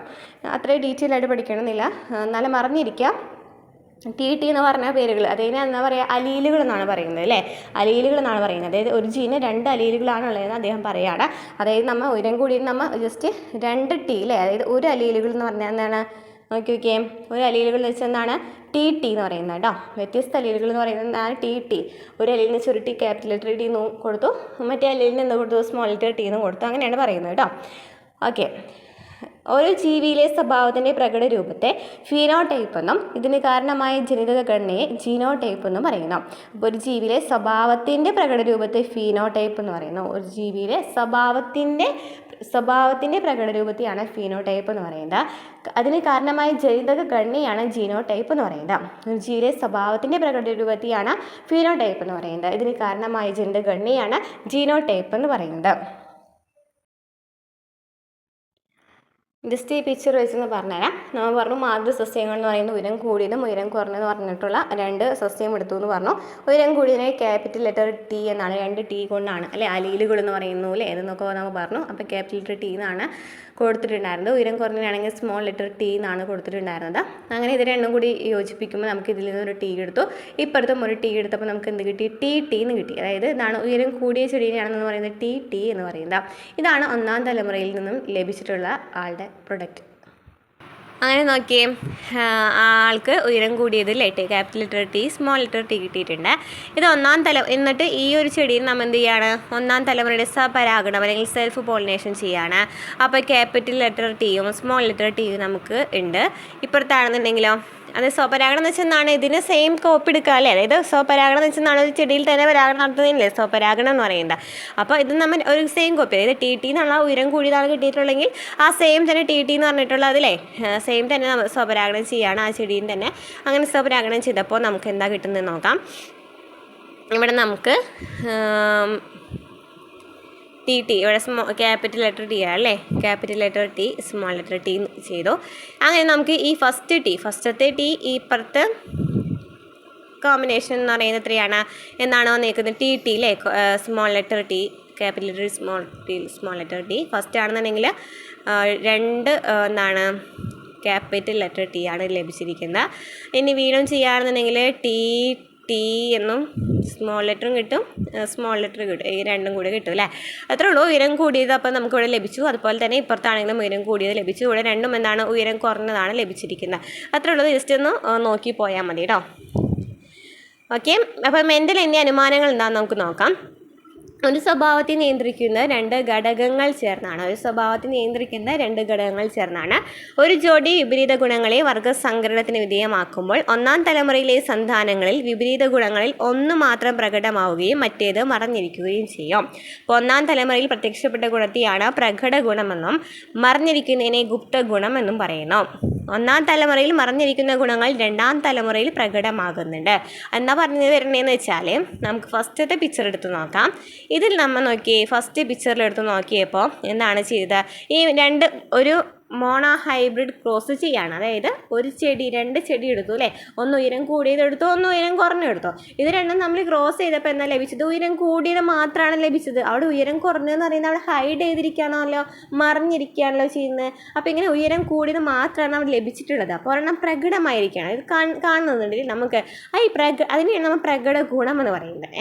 ഇനി മറിഞ്ഞിരിക്കുന്നതിനാണെന്നുണ്ടെങ്കിൽ എന്തെന്ന് പറഞ്ഞു, മറിഞ്ഞിരിക്കുന്ന ഗുണത്തിന് നമ്മൾ എന്തെന്നാണ് പറഞ്ഞത്, ഗുപ്ത ഗുണം എന്ന് പറഞ്ഞു. മറിഞ്ഞിരിക്കുന്നതിന് ഗുപ്ത ഗുണം എന്ന് പറഞ്ഞു. അപ്പോൾ നമുക്ക് മനസ്സിലായി 1ാം തലമുറയിൽ മറിഞ്ഞിരിക്കുന്ന ഗുണങ്ങൾ. പക്ഷെ വീണ്ടും എന്താണ് സെൽഫ് പോളിനേഷൻ ചെയ്യുന്നുണ്ടല്ലോ, സ്വപരാഗണം ചെയ്യുന്നുണ്ടല്ലോ.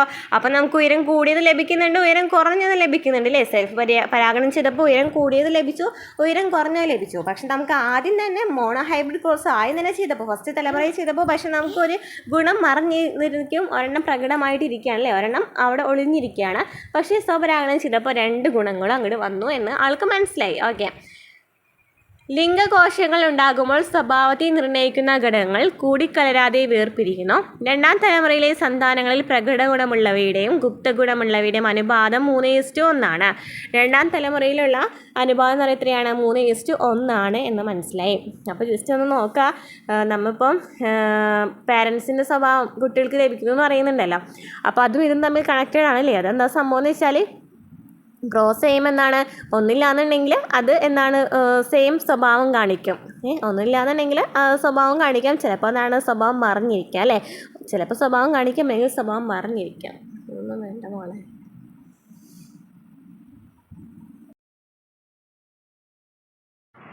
അപ്പോൾ അങ്ങനെ മോണോ ഹൈബ്രിഡ് ക്രോസ് കഴിഞ്ഞു. അതിനുശേഷം അടുത്ത ഘട്ടത്തിൽ ഒരേ ചെടിയിലെ 2 ജോഡി വിപരീത ഗുണങ്ങളുടെ പ്രശ്നം അദ്ദേഹം നിരീക്ഷണ വിധേയമാക്കി. ഇതിനെ ഡൈ ഹൈബ്രിഡ് ക്രോസ് എന്നാണ് അറിയപ്പെടുന്നത്.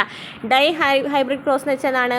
ഒരേ ചെടിയിലെ 2 ജോഡി വിപരീത ഗുണങ്ങളുടെ പ്രശ്നമാണ് അദ്ദേഹം ക്രോസ് ചെയ്തു. ഒരേ ചെടിയിലെ 2 ജോഡി വിപരീത ഗുണങ്ങൾ, അതായത് നമുക്ക് നോക്കിയേ പിക്ചറിൽ നൽകിയിട്ടുള്ളത് എന്താണ്? ഉയരം കൂടിയതും ഇരുണ്ട വിത്തും അല്ലേ, ഉയരം കൂടിയതും ഇരുണ്ട വിത്തും എടുത്തു. അപ്പോൾ 2 സ്വഭാവങ്ങളുള്ളത് എടുക്കുകയാണ്, 2 ഗുണങ്ങളുള്ളത് എടുക്കുകയാണ്. അതുപോലെ തന്നെ അപ്പുറത്തും നമ്മൾ കണ്ട 2 സ്വഭാവങ്ങളുള്ളത് എടുത്തിട്ടുണ്ട്, ഉയരം കൂടിയതും ഉയരം കുറഞ്ഞതും ചുളുങ്ങിയ വിത്തും എടുത്തിട്ടുണ്ട്. നേരെ ഓപ്പോസിറ്റാണ് എടുക്കാമെന്ന് നമ്മൾ നേരത്തെ പറഞ്ഞിട്ടുണ്ടായിരുന്നു. അപ്പോൾ അങ്ങനെ ക്രോസ് ചെയ്യുമ്പോൾ ലഭിച്ചിട്ടുള്ളത് എന്താണ്? ഒന്നാം തലമുറയുടെ സ്വപരാഗണത്തിൽ ലഭിച്ചിട്ടുള്ളത് എന്താണെന്ന് നോക്കിയേ, ഉയരം കൂടിയത് ലഭിച്ചു അല്ലേ, ഉയരം കൂടിയതും അതുപോലെ തന്നെ എന്താണ്? ഉരുണ്ട വിത്തുമാണ് ഇവിടെ ലഭിച്ചിട്ടുള്ളത്, ബീജകോശങ്ങളിൽ അല്ലേ. അങ്ങനെ വീണ്ടും അതിന് സെൽഫ് പോളിനേഷൻ, അതായത് സ്വപരാഗണം ചെയ്യുകയാണ്. അങ്ങനെ ചെയ്യുമ്പോൾ നമുക്ക് കുറച്ചധികം ടേംസുകൾ ഇവിടെ കിട്ടും. ഉയരം കൂടിയത്, ഇരുണ്ട വിത്ത്, അതങ്ങനെ ക്രോസ് ചെയ്യുമ്പോൾ നേരത്തെ കണ്ടില്ല, അതുപോലെ ക്രോസ് ചെയ്യുമ്പോൾ നമുക്ക് കുറച്ചധികം സ്വഭാവങ്ങളുള്ളത് കിട്ടും. അപ്പോൾ നമ്മളിവിടെ അദ്ദേഹം പറഞ്ഞു തരുന്നത് എന്താണെന്ന് വെച്ചാൽ, 2 അതിലധികമോ വ്യത്യസ്ത സ്വഭാവങ്ങൾ കൂടിച്ചേരുമ്പോൾ അവയിൽ ഓരോ സ്വഭാവവും പരസ്പരം കൂടിക്കലരാതെ സ്വതന്ത്രമായി അടുത്ത തലമുറയിലേക്ക് വ്യാപരിക്കുന്നു. ഒരു ജീവിയുടെ ഒരു ജോഡി അലീലുകൾ മറ്റൊരു ജോഡി അലീലുകളുടെ വേർപെടലിനെ സ്വാധീനിക്കുന്നില്ല. എന്താ പറയുന്നത്? 2 അതിലധികമോ വ്യത്യസ്ത സ്വഭാവങ്ങൾ കൂടിച്ചേരുമ്പോൾ ഓരോ സ്വഭാവവും പരസ്പരം കലരുന്നില്ല അല്ലേ, കലരാതെ സ്വതന്ത്രമായ അടുത്ത തലമുറയിലേക്ക് അത് വ്യാപരിക്കുകയാണ്. അതായത് ഒരു ജീവിയുടെ ഒരു ജോഡി അലീലുകൾ മറ്റൊരു ജോഡി അലീലുകളുടെ വേർപെടലിനെ സ്വാധീനിക്കുന്നില്ല, 2 തമ്മിൽ അങ്ങനെ കൂടി കലരുന്നില്ല എന്നാണ് പറയുന്നത്. ഓക്കെ, ഇത്രയേ ഉള്ളൂ അദ്ദേഹത്തിൻ്റെ ഇത് പറയുന്നത് കേട്ടോ. ഇനി മെൻഡേലിയൻ ഹെറിറ്റൻസും നോൺ മെൻഡേലിയൻ ഹെറിറ്റൻസും പറയുന്നത്. സ്വഭാവങ്ങൾക്ക് പലപ്പോഴും 2ൽ കൂടുതൽ ഗുണങ്ങൾ കാണാറുണ്ടല്ലോ, എന്തായിരിക്കാം അതിന് കാരണം? നമുക്ക് നോക്കാം. മെൻഡലിൻ്റെ നിയമങ്ങൾ ജനിതകശാസ്ത്രത്തിൻ്റെ അടിത്തറയായിരുന്നു. എന്നാൽ ജീവികളിലെ സ്വഭാവ ഗുണങ്ങളുടെ വൈവിധ്യത്തെ പൂർണ്ണമായി വിശദീകരിക്കാൻ അതിന് കഴിഞ്ഞില്ല. ജീനുകൾ, പരിസ്ഥിതി, മറ്റ് ഘടകങ്ങൾ എന്നിവ തമ്മിലുള്ള സങ്കീർണമായ ഇടപെടലുകളെക്കുറിച്ചുള്ള പിൽക്കാല പഠനങ്ങൾ മെൻഡലിൻ്റെ നിയമങ്ങളുടെ ചില പരിമിതികൾ വെളിവാക്കി. ഇതിനെ നോൺ മെൻഡേലിയൻ ഇൻഹെറിറ്റൻസ് എന്ന് പറയുന്നു. അപ്പോൾ അദ്ദേഹം കുറേ പരീക്ഷണങ്ങളൊക്കെ നടത്തിയിട്ട് കുറേ സംഭവങ്ങളൊക്കെ കണ്ടെത്തിയിട്ടുണ്ടായിരുന്നെങ്കിലും കുറച്ചൊക്കെ ആളുടെ നിന്നുണ്ടായിരുന്നു, പരിമിതികളുണ്ടായിരുന്നു. ആ പരിമിതികളെയാണ് നോൺ മെൻഡേലിയൻ ഇൻഹെറിറ്റൻസ് എന്ന് പറയുന്നത്. അതെന്തൊക്കെയാണെന്ന് നമുക്ക് ജസ്റ്റ് വായിച്ചു നോക്കാം. ചുവന്ന പൂവുള്ള 4 മണിച്ചെടിയെ വെള്ളപ്പൂവുള്ള 4 മണിച്ചെടിയുമായി വർഗ്ഗസങ്കരം നടത്തിയാൽ പിങ്ക് പൂക്കളുള്ള ചെടികളാണ് ഉണ്ടാകുന്നത്. ശരിക്കും പറഞ്ഞാൽ നമ്മൾ പറഞ്ഞു നേരത്തെ വെള്ളപ്പൂവും അതുപോലെ തന്നെ ചുവന്നപ്പൂവാണെങ്കിൽ ഒന്നില്ലെങ്കിൽ വെള്ളപ്പൂവ് ഉണ്ടാവാം, അല്ലെങ്കിൽ എന്താണ് ചുവന്നപ്പൂവാണ് ഉണ്ടാവേണ്ടതെന്ന് പറഞ്ഞു. പക്ഷെ അദ്ദേഹം അങ്ങനെ അദ്ദേഹത്തിൻ്റെ ആ ഒരു കണക്കുകൂട്ടലുകൾ വെച്ച് നമ്മൾ നോക്കുമ്പോൾ എന്താണ് ലഭിക്കുന്നത്? വെള്ളയ്ക്ക് പകരം എന്താണ് ലഭിക്കുന്നത്? ചുവന്നപ്പൂ അല്ലെങ്കിൽ വെള്ളപ്പൂവാണ് ഉണ്ടാവേണ്ടത്, പക്ഷെ ലഭിക്കുന്ന എന്താണ്? പിങ്ക് പൂക്കളുള്ള ചെടികളാണ്. അപ്പോൾ അതെന്താണ്? ഒരു പരിമിതിയാണ്. പ്രകടഗുണത്തിൻ്റെ അലീലിനെ ഗുപ്തഗുണത്തിൻ്റെ അലീലിനെ പൂർണ്ണമായിട്ട് മറയ്ക്കാൻ സാധിക്കുന്നില്ല എന്ന് പറയുന്നുണ്ട്. അതാണെന്ന് വെച്ചാൽ എന്താണ്? ഇൻകംപ്ലീറ്റ് ഡൊമിനൻസ് ആണെന്നും പറയുന്നുണ്ട്. പൂക്കളുടെ കാര്യം നോക്കുകയാണെന്നുണ്ടെങ്കിൽ ഇൻകംപ്ലീറ്റ് ഡൊമിനൻസ് ആണെന്ന് മനസ്സിലായി. ഇനി നോക്കിയോക്കെ, രണ്ടാമത്തെ നമ്മൾ ജീവിയുടെ കാര്യമാണ് പറയുന്നത്. ചില കന്നുകാലികളിലും കുതിരകളിലും കാണുന്ന റോൺ കോട്ട് 2 അലീലുകളുടെയും ലക്ഷണങ്ങൾ ഒരേ സമയം പ്രകടമാക്കുന്നുണ്ട്. ചില കന്നുകാലികളിലും കുതിരകളിലും കാണപ്പെടുന്ന റോൺ കോട്ട് 2 അലീലുകളുടെയും ലക്ഷണങ്ങൾ ഒരേ സമയം പ്രകടമാക്കുന്നുണ്ട്. അപ്പോൾ അതിന് നിന്ന് പറയുന്നത് കോ ഡൊമിനൻസ് എന്നാണ് പറയുന്നത്. ഇനി മനുഷ്യനിലെ ABO രക്തഗ്രൂപ്പ് നോക്കുകയാണെങ്കിൽ രക്തഗ്രൂപ്പ് നിർണ്ണയിക്കുന്ന ജീന് മനുഷ്യഗണത്തിൽ 2ൽ കൂടുതൽ അലീലുകളുണ്ട്. അതായത് എത്രയാണ് നൽകിയിരിക്കുന്ന A, B, I എന്നീ 3 അലീലുകൾ രക്തഗ്രൂപ്പ് നിർണ്ണയിക്കുന്നുണ്ട്. അതായത് മൾട്ടിപ്പിൾ അലീലിസം ഉണ്ടെന്ന് പറയുന്നുണ്ട്. മൾട്ടിപ്പിൾ അലീലിസം നമ്മൾ നേരത്തെ പറഞ്ഞ ഒരു അലീലിസം ഉള്ളൂ എന്നൊക്കെ പറഞ്ഞിട്ടുണ്ടായിരുന്നല്ലേ, പക്ഷേ മൾട്ടിപ്പിൾ അലീലിസം ഉണ്ട് എന്ന് അങ്ങനെ രക്തഗ്രൂപ്പ് വെച്ച് നോക്കുകയാണെന്നുണ്ടെങ്കിൽ മനസ്സിലായി. ഇനി ത്വക്കിൻ്റെ നിറവ്യത്യാസം. ത്വക്കിൻ്റെ നിറത്തെ നിയന്ത്രിക്കുന്ന 1ലധികം ജീനുകൾ ചേർന്നാണ്. ഇവയുടെ പ്രവർത്തനഫലമായി മെലാനിൻ്റെ ഉൽപ്പാദനത്തിൽ ഉണ്ടാകുന്ന ഏറ്റക്കുറച്ചിലുകൾ നിറവ്യത്യാസത്തിന് കാരണമാകുന്നുണ്ട്. അപ്പോൾ ത്വക്കിനെ നിറം നിയന്ത്രിക്കുന്ന ആരാണ്? ജീനുകളാണ്. പക്ഷേ ഇവിടെ എന്താണ് ഇവയുടെ ജീനുകളുടെ പ്രവർത്തന ഫലമായിട്ട് മെലാനിൻ്റെ ഉൽപ്പാദനത്തിൽ ഉണ്ടാകുന്ന ഏറ്റക്കുറച്ചിലുകളും നിറവ്യത്യാസത്തിന് കാരണമാക്കുന്നുണ്ട്. അതിനെ പോളിജീനിക് ഇൻഹെറിറ്റൻസ് എന്നാണ് പറയുന്നത്. അപ്പോൾ നമ്മൾ എന്തൊക്കെയാണ് അദ്ദേഹത്തിൻ്റെ പരിമിതികൾ എന്തൊക്കെയാണ് പഠിച്ചത്? ഇൻകംപ്ലീറ്റ് ഡൊമിനൻസ്, കോ ഡൊമിനൻസ്. ഇൻകംപ്ലീറ്റ് എന്ന് വെച്ചാൽ എന്താണ്? കംപ്ലീറ്റ് ആയിട്ടില്ല അല്ലെ, ഒന്ന് മറന്നിരിക്കുന്നു, ഒന്ന് പ്രകടമാക്കുന്നു എന്നൊക്കെ പറഞ്ഞിട്ടുണ്ടെങ്കിലും പക്ഷേ വ്യത്യസ്തമായിട്ടുള്ള കിട്ടാണ്. അതുപോലെ കോ ഡൊമിനൻസ് വെച്ചതാണ്? കന്നുകാലിലും കുതിരകളിലൊക്കെ, അതായത് സെയിം സ്വഭാവങ്ങളുള്ള ഈ ജന്തുക്കളൊക്കെ എടുക്കുകയാണെന്നുണ്ടെങ്കിൽ അവിടെ 2 അലീലുകളുടെ ലക്ഷണങ്ങൾ പ്രകടമാകുന്നതാണ്. അതിനെയാണെന്ന് പറയുന്നത് കോ ഡൊമിനൻസ് എന്ന് പറയുന്നത്. 2 അലീലുകളുടെയും ലക്ഷണങ്ങൾ പ്രകടമാക്കുന്നുണ്ട്. ഇനി മനുഷ്യരിലെ എബിയോ രക്തഗ്രൂപ്പ് എടുക്കുകയാണെങ്കിൽ അവിടെ മൾട്ടിപ്പിൾ അലീലിസം ഉണ്ടാകുന്നുണ്ട്. ത്വക്കിന് നിറവ്യത്യാസം ഉണ്ടാകുകയാണെന്നുണ്ടെങ്കിൽ പോളിജീനിക് ഇൻഹെറിറ്റൻസിൽ നിറവ്യത്യാസം ഉണ്ടാകുന്നുണ്ട്. നിറക്കുറവ് അല്ലെങ്കിൽ നിറക്കൂടുതലല്ല, നിറവ്യത്യാസമാണ് ഉണ്ടാകുന്നത്. അത് ത്വക്കിന് നിറവ്യത്യാസത്തിന് കാരണം എടുക്കുകയാണെങ്കിൽ എന്താണ്? പോളിജീനിക് ഇൻഹെറിറ്റൻസ് ആണ്. ക്ലിയർ ആയല്ലോ? അദ്ദേഹത്തിൻ്റെ പോരായ്മകൾ നമുക്ക് വേണമെന്നുണ്ടെങ്കിൽ സ്റ്റേറ്റ്മെൻ്റ് ആയിട്ടൊക്കെ ചോദിക്കാവുന്നൊരു ക്വസ്റ്റ്യൻ ആണ് കേട്ടോ. അപ്പോൾ ഇൻകംപ്ലീറ്റ് ഡൊമിനൻസ്, കോ ഡൊമിനൻസ്, മൾട്ടിപ്പിൾ അലീലിസം, അതുപോലെ തന്നെ പോളിജീനിക് ഇൻഹെറിറ്റൻസ് എന്നിവയാണ് അദ്ദേഹത്തിൻ്റെ പോരായ്മകൾ എന്ന് പഠിച്ചു വയ്ക്കാം. ഇനി നിറവ്യത്യാസത്തിന് പിന്നിൽ ത്വക്കിന് നിറം നൽകുന്ന പ്രധാന വർണ്ണകമാണ് മെലാനിൻ. ചോദിക്കാറുണ്ടല്ലോ, ത്വക്കിന് നിറം നൽകുന്ന പ്രധാന വർണ്ണകം ഏതാണ്? മെലാനിനാണ്. മെലാനിൻ്റെ അളവും തരവും ചേർന്ന് ത്വക്കിൻ്റെ നിറം നിർണ്ണയിക്കുന്നു. ഒരു വ്യക്തിയുടെ പൂർവികർ ഏത് ഭൂമിശാസ്ത്രപരമായ പ്രദേശത്ത് നിന്നാണ് വന്നത് എന്നത് ത്വക്കിൻ്റെ നിറത്തെ സ്വാധീനിക്കുന്ന ഒരു പ്രധാന ഘടകമാണ്. ത്വക്കിൻ്റെ നിറത്തെ സൂചിപ്പിക്കുന്ന ഒരു പ്രധാന ഘടകം എന്താണ്? ഓരോ പൂർവികരും ഏത് ഭാഗത്തു നിന്നാണ്, ഏത് ഭൂമിശാസ്ത്രപരമായ സവിശേഷതകളുള്ള ഭാഗത്തു നിന്നാണ് വന്നത്, അതിനെ അടിസ്ഥാനമാക്കിയിട്ടാണ് ത്വക്കിൻ്റെ നിറം സൂചിപ്പിക്കുന്നത് അല്ലേ, സ്വാധീനിക്കുന്നത്. ഭൂമിശാസ്ത്രപരമായ വ്യത്യസ്ത പ്രദേശങ്ങളിലെ സൂര്യപ്രകാശത്തിൻ്റെ തീവ്രത വ്യത്യസ്തമായതിനാൽ ഓരോ പ്രദേശത്തും ത്വക്കിൻ്റെ നിറത്തിന് അനുയോജ്യമായ ജനിതക മാറ്റങ്ങൾ സംഭവിച്ചു. ഓരോ സ്ഥലത്തും വ്യത്യസ്തമായിട്ടുള്ള സൂര്യപ്രകാശത്തിൻ്റെ തീവ്രത വ്യത്യസ്തമാണ് ഓരോ സ്ഥലത്തും. അങ്ങനെ ഓരോ പ്രദേശത്തും ത്വക്കിൻ്റെ നിറത്തിന് അനുയോജ്യമായ ജനിതക മാറ്റങ്ങൾ സംഭവിച്ചു. സൂര്യപ്രകാശം, ഭക്ഷണം, വൈറ്റമിൻ ഡി എന്നിവ പോലുള്ള പരിസ്ഥിതി ഘടകങ്ങളും ത്വക്കിൻ്റെ നിറത്തെ സ്വാധീനിക്കുന്നുണ്ട്. സൂര്യപ്രകാശം, ഭക്ഷണം, വൈറ്റമിൻ ഡി എന്നിവ പോലെയുള്ള ഘടകങ്ങളും ത്വക്കിൻ്റെ നിറത്തെ സൂചിക്കുന്നു. മനുഷ്യരാശി ജനിതകപരമായി വളരെ വൈവിധ്യമാർന്നതാണ്. ത്വക്കിൻ്റെ നിറം അതിൻ്റെ ഒരു ഭാഗം മാത്രമാണ്. ഓക്കെ, ക്ലിയർ ആയല്ലോ? ഇനി മാതാപിതാക്കളിൽ ഇല്ലാത്ത സ്വഭാവങ്ങൾ സന്താനങ്ങളിൽ എങ്ങനെയാണ് ഉണ്ടാകുന്നത് നമുക്ക് നോക്കിയാലോ. അപ്പം നമ്മൾ സമാനമായ സ്വഭാവങ്ങൾ എങ്ങനെയാണ് വന്നതെന്നൊക്കെ നമ്മൾ പറഞ്ഞു അല്ലേ. എങ്ങനെയാണ് വ്യത്യസ്തമായ സ്വഭാവം വരുന്നത്, എന്തായിരിക്കും കാരണം? അതിന് നമ്മൾ എന്താ പറഞ്ഞത്? വ്യതിയാനം എന്നല്ലേ പറഞ്ഞത്. വ്യതിയാനങ്ങൾക്ക് കാരണമായ ജനിതക പ്രക്രിയകൾ ഒന്ന് പറയുന്നത് ക്രോസിംഗ് ഓവറാണ്. എന്താണ് ക്രോസിംഗ് ഓവർ എന്ന് വെച്ചാൽ? ലിംഗകോശങ്ങളുടെ രൂപപ്പെടലിന് കാരണമായ കോശവിഭജന രീതിയാണ് ഊനഭംഗം. എപ്പോഴും ചോദിക്കുന്ന ഒരു ക്വസ്റ്റ്യൻ ആണ് അല്ലേ. ഊനഭംഗം എന്ന് പറയുന്നത് എന്താണ്? ലിംഗകോശങ്ങളുടെ രൂപപ്പെടലിന് കാരണമായ കോശവിഭജന രീതിയാണ്. ലിംഗകോശങ്ങളുടെ രൂപപ്പെടലിന് കാരണമായ കോശവിഭജന രീതിയാണ് ഊനഭംഗം അല്ലെങ്കിൽ മിയോസിസ് എന്ന് പറയുന്നത്. അപ്പോൾ നമുക്ക് നോക്കിയ ഒരു പിക്ചർ നൽകിയിട്ടുണ്ട്. ക്രോസിംഗ് ഓവർ നടക്കുന്ന ഒരു പിക്ചർ നൽകിയിട്ടുണ്ട് അല്ലേ. ഫസ്റ്റ് എന്താണ്? സമരൂപ ക്രോമസോമുകൾ. നമ്മൾ പറഞ്ഞു സമരൂപ ക്രോമസോമുകൾ എന്ന് പറയുന്നത് ഒരു ജോഡിയാണ് അല്ലേ. 22 ജോഡിയാണെന്ന് നമ്മൾ പറഞ്ഞു. അതിൽ ഒന്ന് എന്ന് പറയുന്നത് മാതാപിതാക്കളിൽ നിന്നും, ഒന്ന് എന്താണ് പാരൻസ് അച്ഛനിൽ നിന്നും, ഒരെണ്ണം അമ്മയിൽ നിന്നുമാണ് വരുന്നത് അല്ലേ. അപ്പോൾ അങ്ങനെയാണ് വരുന്നതെന്ന് പറഞ്ഞു. സമരൂപ ക്രോമസോമുകൾ ഒരു ജീവിയുടെ മാതാപിതാക്കളിൽ നിന്നും ലഭിക്കുന്ന സമാനമായ ക്രോമസോമുകളാണ് സമരൂപ ക്രോമസോമുകൾ എന്ന് പറയുന്നത്. ഇത് പരസ്പരം ജോഡി ചേരാണ് ചെയ്യുന്നത്. അതായത് മാതാവും പിതാവും അല്ലേ, മാതാപിതാക്കളിൽ നിന്ന് ലഭിക്കുന്ന സമാനമായ ക്രോമസോമുകൾ തമ്മിൽ കൂടിച്ചേരാണ് ചെയ്യുന്നത്. അപ്പോൾ രണ്ടാമത്തിൽ നോക്കി ക്രോമസോമുകൾ ഇങ്ങനെ കൂടിച്ചേരുന്നത് കാണിക്കുന്നുണ്ടല്ലോ. ഇങ്ങനെ കൂടിച്ചേരുന്ന ഭാഗത്തെയാണ് എന്ന് പറയുന്നത് കയാസ്മ എന്ന് പറയുന്നത്. കയാസ്മ എന്ന് വെച്ചാൽ എന്താണ്? ഈ അതായത് സമരൂപ ക്രോമസോമുകൾ ഉണ്ടെന്ന് പറഞ്ഞു അല്ലേ. ഈ ക്രോമസോമുകൾ മാതാപിതാക്കളിൽ നിന്ന് വരുന്നതാണ്, ഓരോരുത്തരിൽ നിന്ന് വന്നതാണ് അല്ലേ. പിതാവിൻ്റെ നിന്നും മാതാവിൻ്റെ നിന്നും വന്ന ക്രോമസോമാണ്. ഇത് രണ്ടും കൂടി കൂടിച്ചേരുന്ന ഭാഗത്തെയാണ് കയാസ്മ എന്ന് പറയുന്നത്. ഈ ഭാഗത്ത് വെച്ച് എന്ത് സംഭവിക്കുന്നത് വെച്ചാൽ ക്രോമാറ്റിഡുകൾ ഉണ്ടല്ലോ. ക്രോമാറ്റിഡുകൾ നമ്മൾ പറഞ്ഞല്ലോ. എങ്ങനെയാണ് നമ്മൾ പറഞ്ഞത്? അതായത് നമ്മൾ ക്രോമസോമാണെന്ന് വിചാരിക്കട്ടോ. നമുക്ക് ക്രോമസോമാണെന്ന് നമ്മൾ പറഞ്ഞു. ഈ ക്രോമസോമിൽ ഇങ്ങനെ കാണുന്ന ഒരു സംഭവത്തെയാണെന്ന് പറയുന്നത് ക്രോമാറ്റിഡ് എന്ന് പറയുന്നത് അല്ലേ. ഈ ക്രോമാറ്റിഡ് എന്ത് സംഭവിക്കും? ഒരു ഭാഗത്ത് വെച്ച് ക്രോമാറ്റിഡ് നോക്കിയാൽ ഇവിടെ മുറിയാണ് ചെയ്യുന്നത്. നോക്കിയാൽ കണ്ട അവിടെ മുറിയുന്നത്. അങ്ങനെ മുറിയുമ്പോൾ ഇങ്ങനെ ഇവിടെ ഈ ഭാഗത്ത് വെച്ച് മുറിയേണ്ടോ.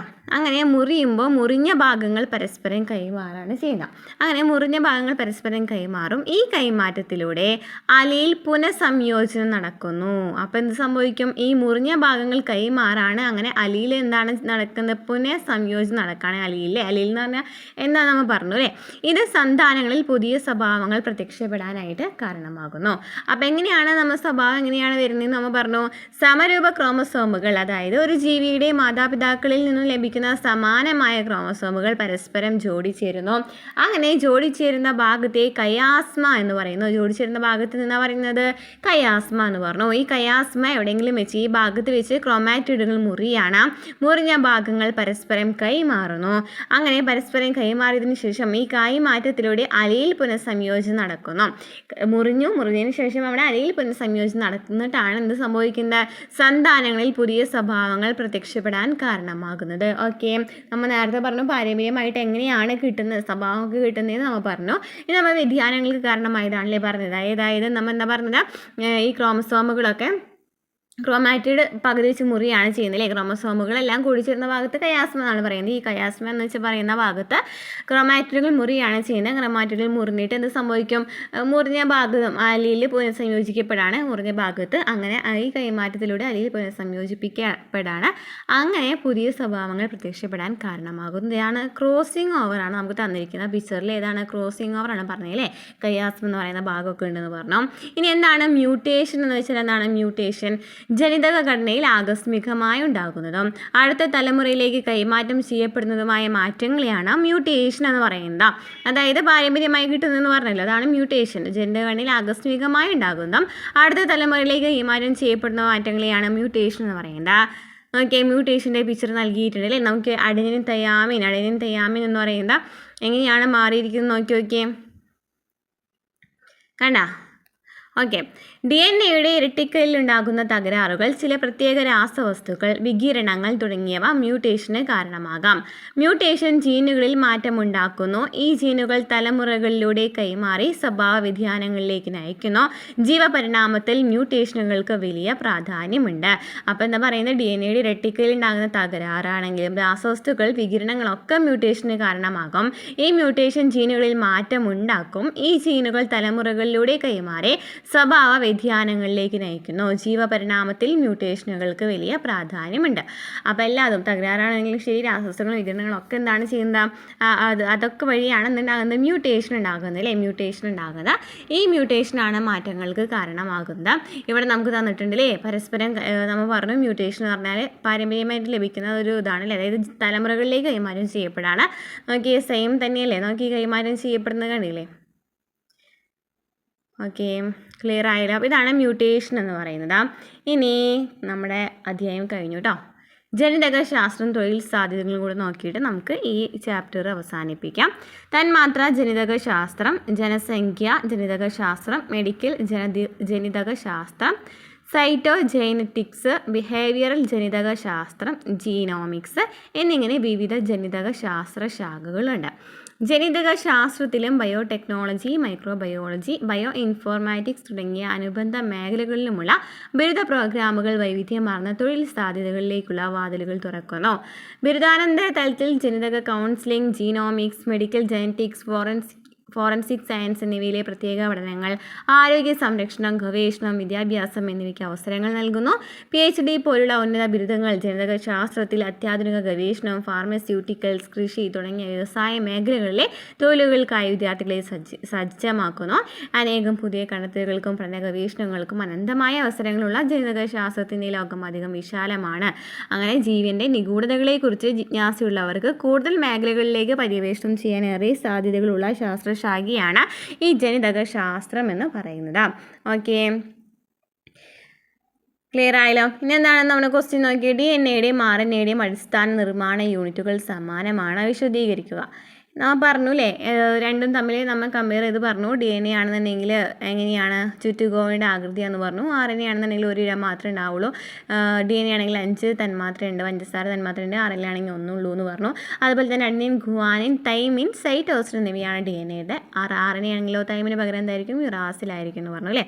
അപ്പോൾ ഇത്രയൊക്കെയാണ് ഈ ചാപ്റ്ററിൽ പറയുന്നത്. ക്ലാസ്സുകൾ ഇഷ്ടപ്പെട്ടുന്നുണ്ടെങ്കിൽ സപ്പോർട്ട് ചെയ്യുക, സബ്സ്ക്രൈബ് ചെയ്യുക, ലൈക്ക് ചെയ്യുക, കമൻറ്റ് ചെയ്യുക. അടുത്ത ക്ലാസ്സുമായി വീണ്ടും കാണാം.